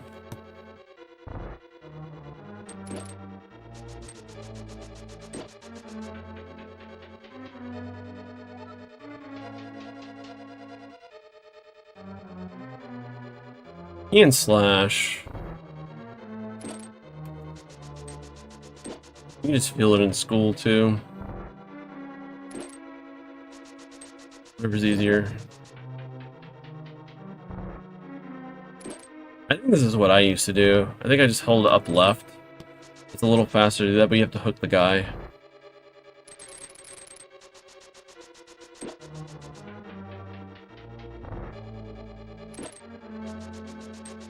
There's some crazy strat you can do in here, but I don't remember what it is.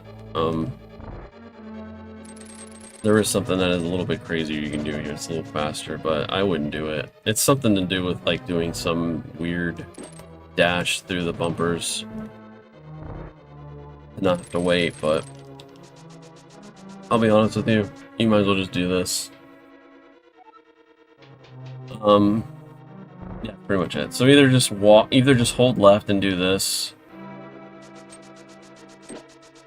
A little slower to do that, or just hold up left, hook the guy, and then dash immediately once the bumpers separate.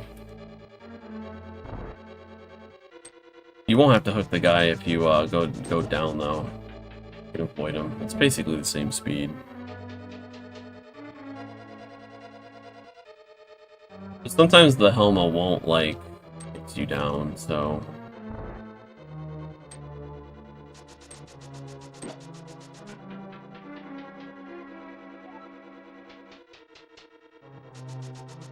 yeah. All right, let's get into Aghanim because we're over time anyway. So and I do want to talk about Aghanim. There are some resources for Aghanim already that exist for Aghanim 2. So I would also check those out, but I will still go over it here and kind of give you an idea what you're supposed to be doing. This room, by the way, just hold up and then dash. I don't know if that really does anything, but you can just hold up and dash there. Dash, get a little bit of a cleaner dash here. I can't remember if that actually saves anything, but what I do. Alright. Aghanim 2. This is probably the hardest fight in the game, or maybe Lambo is. They're a close tie, if anything. Let me look at my notes here, because I had some stuff to do. The most important things are counting your cycles. The reason for that is cycle 1 and 4, the real Aghanim will always throw a blue ball. Every single time. Or not a blue ball, I'm sorry, a regular fireball. It will not be a blue ball. So cycle 1 and 4 are always guaranteed to be an energy ball that you can knock back to Aghanim.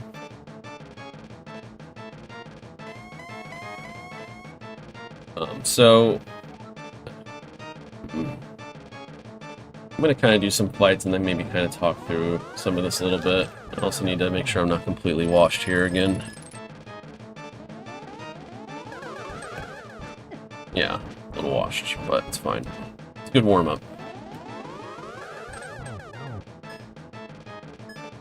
But realistically, a 4 cycle should always be, wait, one of those didn't count, I guess. 4 cycle should always be possible. Alright, cool. Alright, so I can kind of try to talk through like what I normally do when I'm fighting this guy. So spinning versus slashing, like spins, the only time I'll ever do a spin is if all the Aghanims are behind Link. If that makes sense. So, here, I would spin. Again, I would spin here, it makes it a little easier. Because they're all behind me. And in cases like this, I'm gonna go for a slash. So you want to stand, you know, perpendicular to the real Aghanim and a fake one. And you're gonna have to move down to slash this energy ball up to the right. I don't know which one's gonna happen first. I think the top one will. There you go. Kind of like that. I got hit, but it's fine.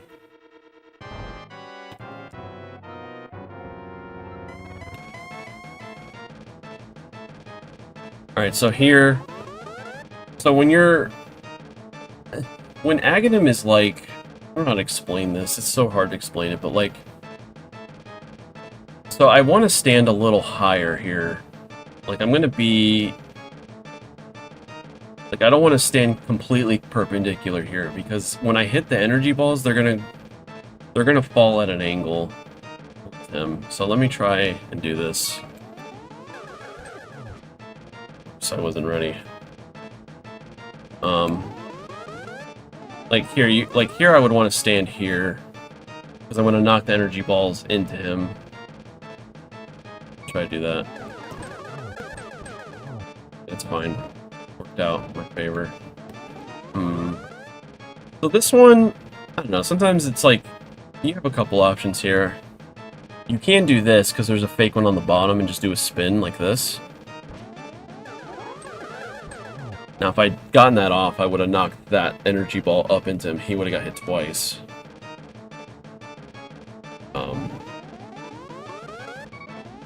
In this case, I should have spun. Not really thinking. Yeah, I do have a video going over this in detail. Let's just do a spin here. Back when I was more in practice in this fight, but... So here, I'm going to try to bait both these fireballs on the left and hit Aghanim, but I'm going to move downwards to knock them both up, so let's try to do that. There you go, got all three of them. Again, this bottom one is already like in its third cycle, so I'm going to try to stand up here and bait it up. Knock it upwards, just like that. Just walk behind it and knock it upwards.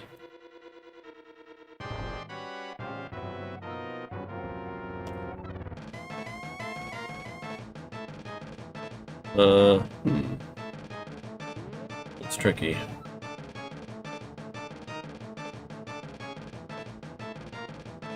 I think for this... Yeah, there you go. Just like that. Just stay low. So it's kind of the opposite of what I was doing at the top there. Like, stay towards the bottom of the wall.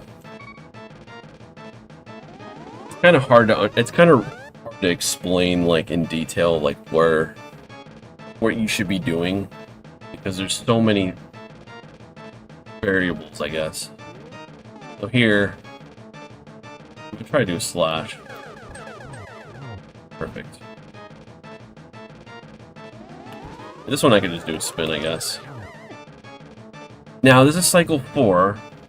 So now I know that he's going to do an energy ball no matter what, so I want to try to get close to him to make sure I get that hit in. Alright, so here we'll do spin.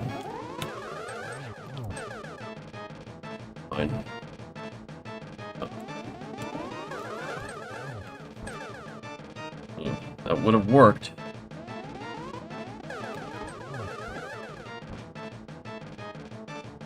Alright, cycle 4. Again, he's gonna die here, and he's gonna throw an energy ball.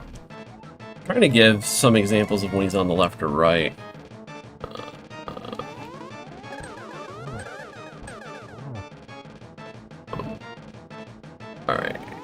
Alright, so here... Yeah, okay, that was a bad angle.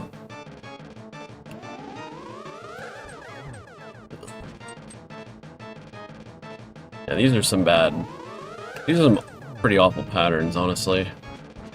He's like very synced up for one.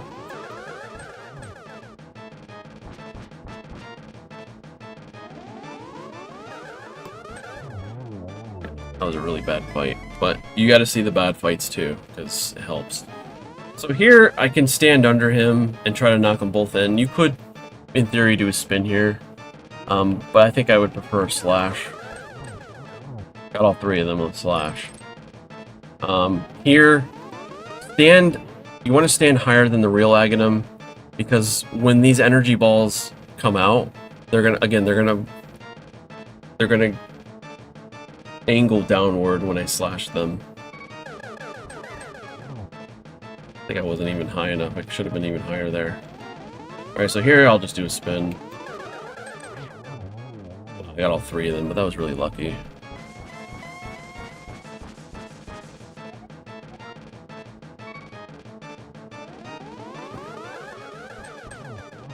So again, I'm kind of standing below him because I'm trying to angle these energy balls upward.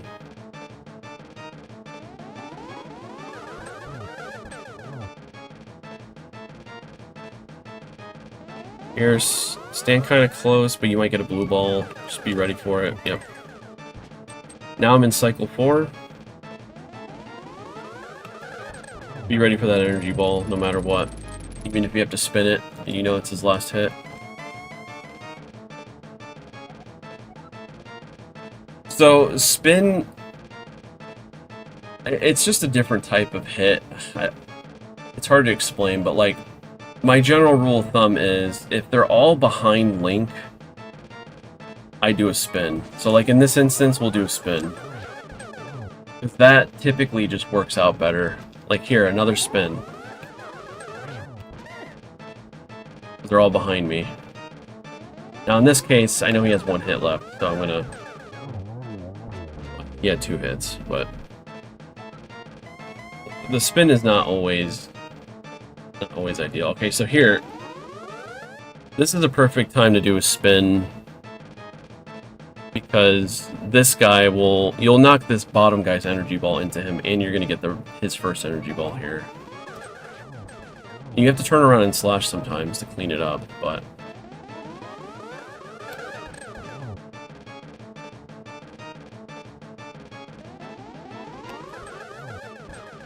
there you go. You really just need to pay attention to where I'm standing when I'm hitting the energy balls. They're all usually strategic to get them at an angle. Right, energy ball, be a spin. That was a... Okay, here, and try to bait the balls so you can stand behind them and slash them down. It's also very hard to do this fight as I'm pausing. You start overthinking it a little bit.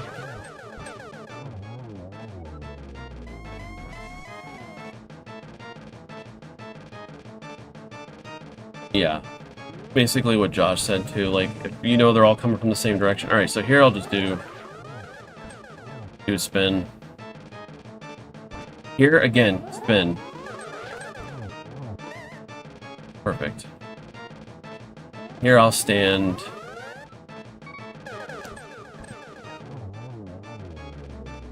I shouldn't have got both of those, but whatever. Here, do a spin. I think that's 2 hits. Bait these up. I'm trying to give... There's a specific example I want to give. I think it's here.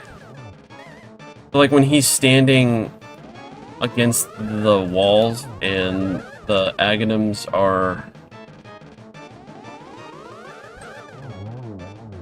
above him. There's something you can do there I wanted to explain. Alright, so here, just do a spin here.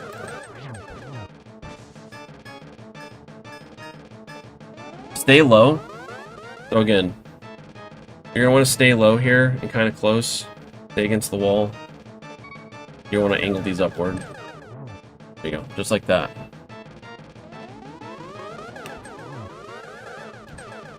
I almost got him. mean, some of it you have to improvise a little bit and just kind of get used to, like,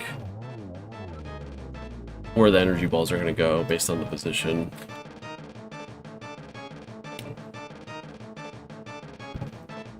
Really good luck, have fun. Alright, so... Oh, wait, that was the fake one, my bad. Okay, so here... Okay, this is a good example. Here we go. So, if Ganon is against the wall, like the left or right walls, right? And you have energy balls coming from the opposite end, like I do here. So real Agonim's on the left, and then we have two coming from the right.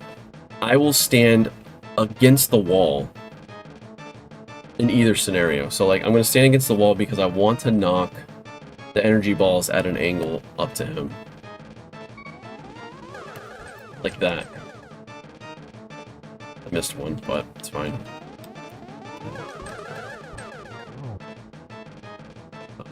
That's kind of like the general rule there. I mean, you could do all spins too if you're just like, if really this is just the in-depth version of this fight. Like, you're not really going to be expected to get this right away, so don't feel. I'm gonna do a spin here. Don't feel like this is a very hard fight to get good at.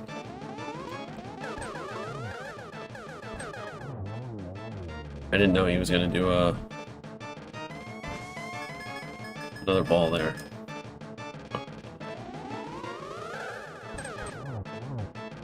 You want to try at least get 2 on the first cycle. That was the other thing I wanted to mention. You want to try to get at least 2 on the first cycle every time. Because when you get to cycle 4 here, you're going to want to hit him with the real one. You can always do a real one, and then hopefully kill him off with one of the fake ones. This would be typically a spin, but I wanted to get him over here.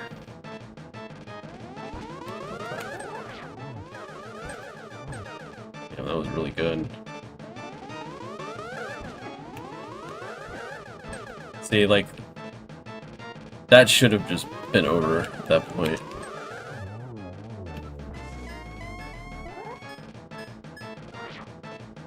So here, I mean, your options here are, you could spin this.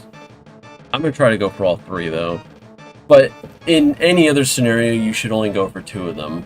You should only try to get 2 of these here, but I'm going to try to get all 3 of them. I would have. That slash would have worked. Definitely would have got him. Again, staying against the wall.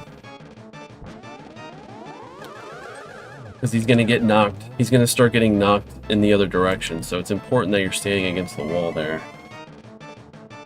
So this is a very hard pattern. It's one of the worst ones. Ready for that. Again, stand a little higher than him. You can probably spin this. There you go.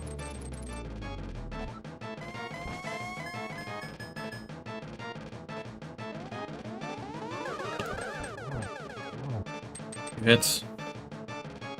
Again, stay low against the bottom wall here. Get these angled hits. Should be about dead. There you go. Spin here.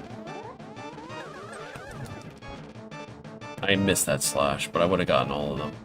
Okay, angle up here. Unfortunate blue ball.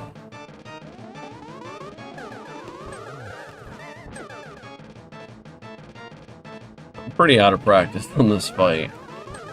We did some of this early on in the program, and I think it was probably the first or second week, and it's already like takes a minute to kind of warm up here. But I think most of the fights are okay. The decision making, very important here. You kind of just have to get used to, like, angling the shots correctly. You can knowing your positioning. It's all very important. We can do a spin here. This is a little risky though, but I got all 3 of them. You can do a spin here too. It's 2 cycle.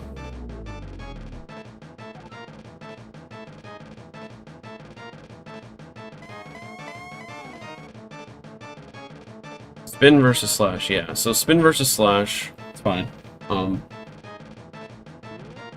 I try to spin only, like in this scenario, where they're all going to be lined up like this, or they're all going to be behind Link. Just like that. In this case, you can technically spin. Don't save and quit, that's banned.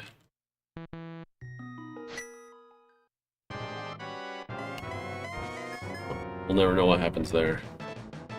Right, so here, now I'm slashing because a spin's just not worth. It's just not going to work out here. I'm just trying to get trajectory shots here, so I want to try to at least get 2. The one from the one that's closer to me, and then the one from the real one. Like that. You could spin this, because they're all technically behind you. That counted as 1, probably. Again, they're all lined up here. Do a spin. Sorry. I just keep getting hit. Angle this one up.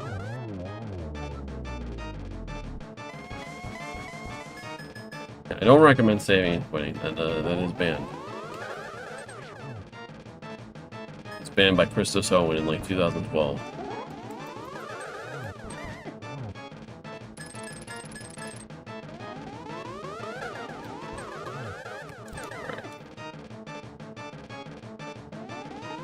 So like a lot of the spin is just very situational. You can use the spin more, but you're in theory you're gonna miss a lot when you do that. You really just want to get good at slashing. You can spin this. I wouldn't normally spin that though. You can spin it though. Like I'm just trying to show what the actual spin scenarios are. Just when they're all lined up, or stay against the wall, of course, and there you go.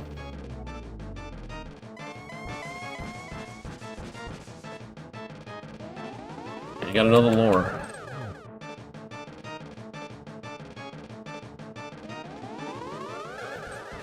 God, dude.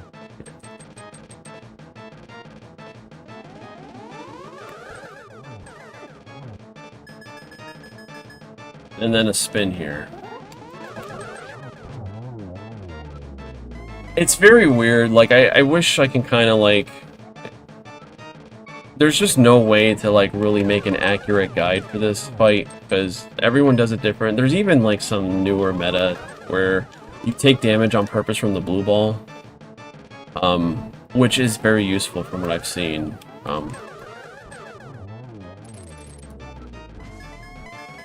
So sometimes you'll want to take damage on purpose if you think you're going to get a blue ball, just so you can get an energy ball in that cycle. Again, stay high here. It should work. Unfortunately, I missed one. You could spin this technically, but the slashes work too.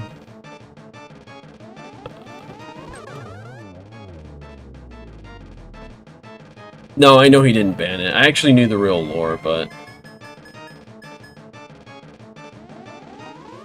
that is the real lore, yes.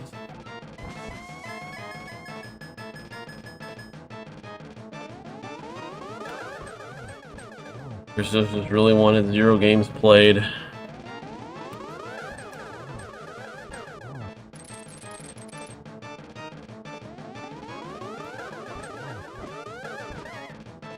I don't know what else I can really cover here. I guess if there's any open questions, I can kind of spend the next 15 minutes maybe going over some Q&A. And then we can probably put it there. Yeah, that sounds good. You did a great job. Thanks. I feel like you could talk about this for the rest of the day if we let you. Yeah, there's a...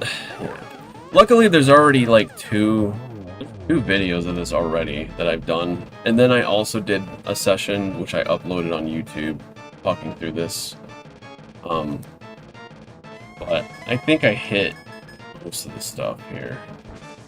I think you did a great job. Yeah, I posted or I pinned 2 of the AGA 2 tutorials from you into the ZSR, the chat there. Oh. Are those correct? If they're on YouTube, yes. You said are they the YouTube links? Yeah, they're YouTube links. That there's like a part 1, part 2. Yes. Yeah. There was like Okay. a second. Yeah, one of them is just a later video that I did, I think. Okay. So, and this will be highlighted too.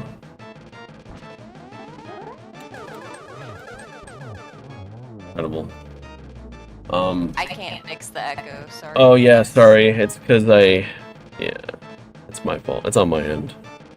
I'll turn it down a little bit. My mic's super sensitive.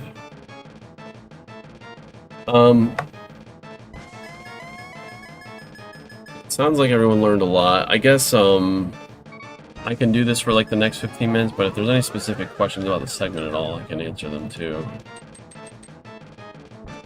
Or if you forget and want to ask in the Discord later, you can do that too. Look at this, another spin. Go ahead. While you guys are thinking of any questions, I'll just go ahead and announce race 7 will be Saturday at noon Eastern on March 21st with Blunt and Moogle Mod on comps, and the racers will be a sub 90 group, Algo versus Sawyer versus Scary Olive. And then on Sunday, March 28th at 1 p.m. Eastern, TGH will present Ganon, and that will be our final lecture for the 2026 Mentor Program. We made it. We made it to the end.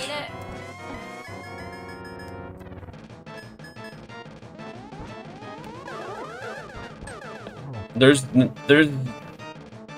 you can always practice Aghanim too and just continuously get better. This is one fight you can literally just practice all day and just you will get better just instinctually. How was that a 2? Was that a 2 cycle? Another spin here.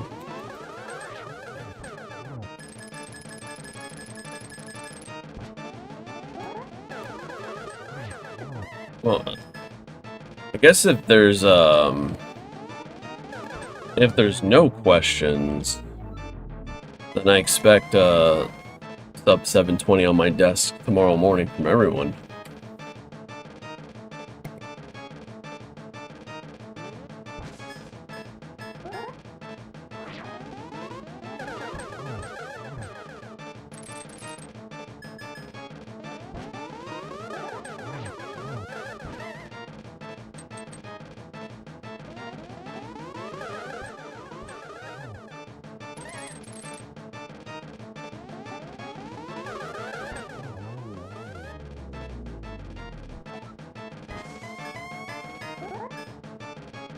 Yeah, I want to say I covered everything here. These are some. Oh man, don't look at this. Don't look at this example fight. But like, at least when you come back and look at it later, hopefully the fights will kind of help you make better decisions here. But yeah, this is probably a bit more advanced. Like, this is not a fight you really have to think about too much. By the way, if you're like pretty new runner, like if you're not even in the sub 130 range, this is not like, this shouldn't be top of mind for you. You should just learn the basics and just kind of do your best in a run, because there's more value in probably learning Landmo and getting better at that than learning Aghanim 2 right away. But like practicing, I guess, because like realistically this fight will go to like a 5. It can go to a 5 or 6 cycle, but that's really like at the worst it gets, I feel like. I don't know. It's been a while since I've, like, I guess, had like a sub 130, so like I don't really know. I don't even know what my Aghanim looked like back in the day. It was great.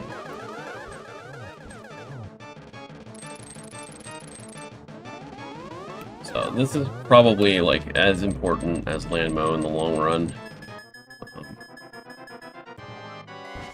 all geometry. It's all just knowing when to stand against the walls and when not to.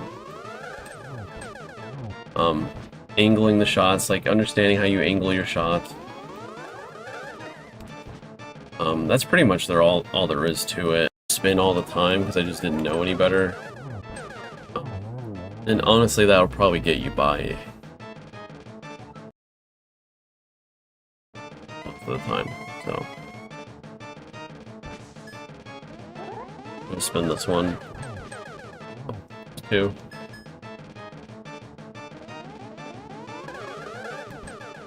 It's tough when you get a blue ball, but I think that was a situation where I should have taken the hit from the blue ball to get the energy balls. So like in that instance, you want to take a hit there, like just slash Ganon and just take the hit. Now this will for sure be a an energy ball. And I don't know if you saw that there, but like when they're kind of lined up like that, you also want to stand further away. You want to kind of bait the balls closer to you, so they're kind of like more together before you release the spin, because it'll knock them all back at the same time. But, like, I was close to him at first, right? Here's how you handle this one. So this is like, this is the worst, right?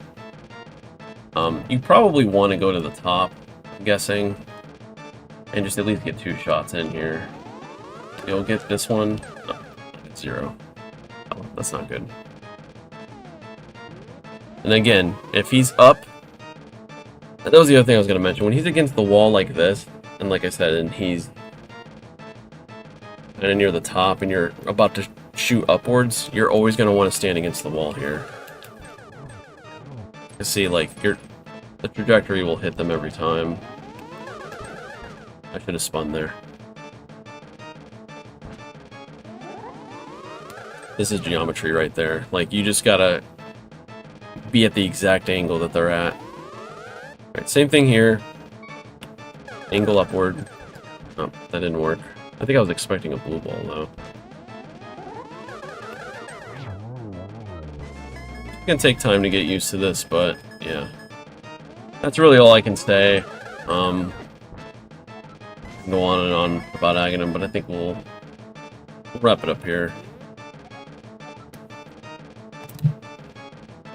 Thank you again, Blunt. We're gonna go ahead and send a raid to one of our substitute mentors, Vortex of Doom. He's participating in the NMG Sunday weekly race right now. Looks like he's about to enter the Zora's Domain Ice Palace segment. So thank you again, Blunt. If you guys have questions, feel free to ask in the Minty chat. And like I said, I'll get this VOD posted as soon as it's done processing on YouTube. So everyone work really hard. We are on GT this week. If your mentor is out of town, do not worry. We have a backup option for you, as well as keeping the existing threads as they are. So those aren't going to go away. We're just going to add another option for those mentors who are going to be gone and the Minties need help. So we're doing our best. Everyone keep it up and have a great rest of your Sunday. Thank you. Thanks, everyone.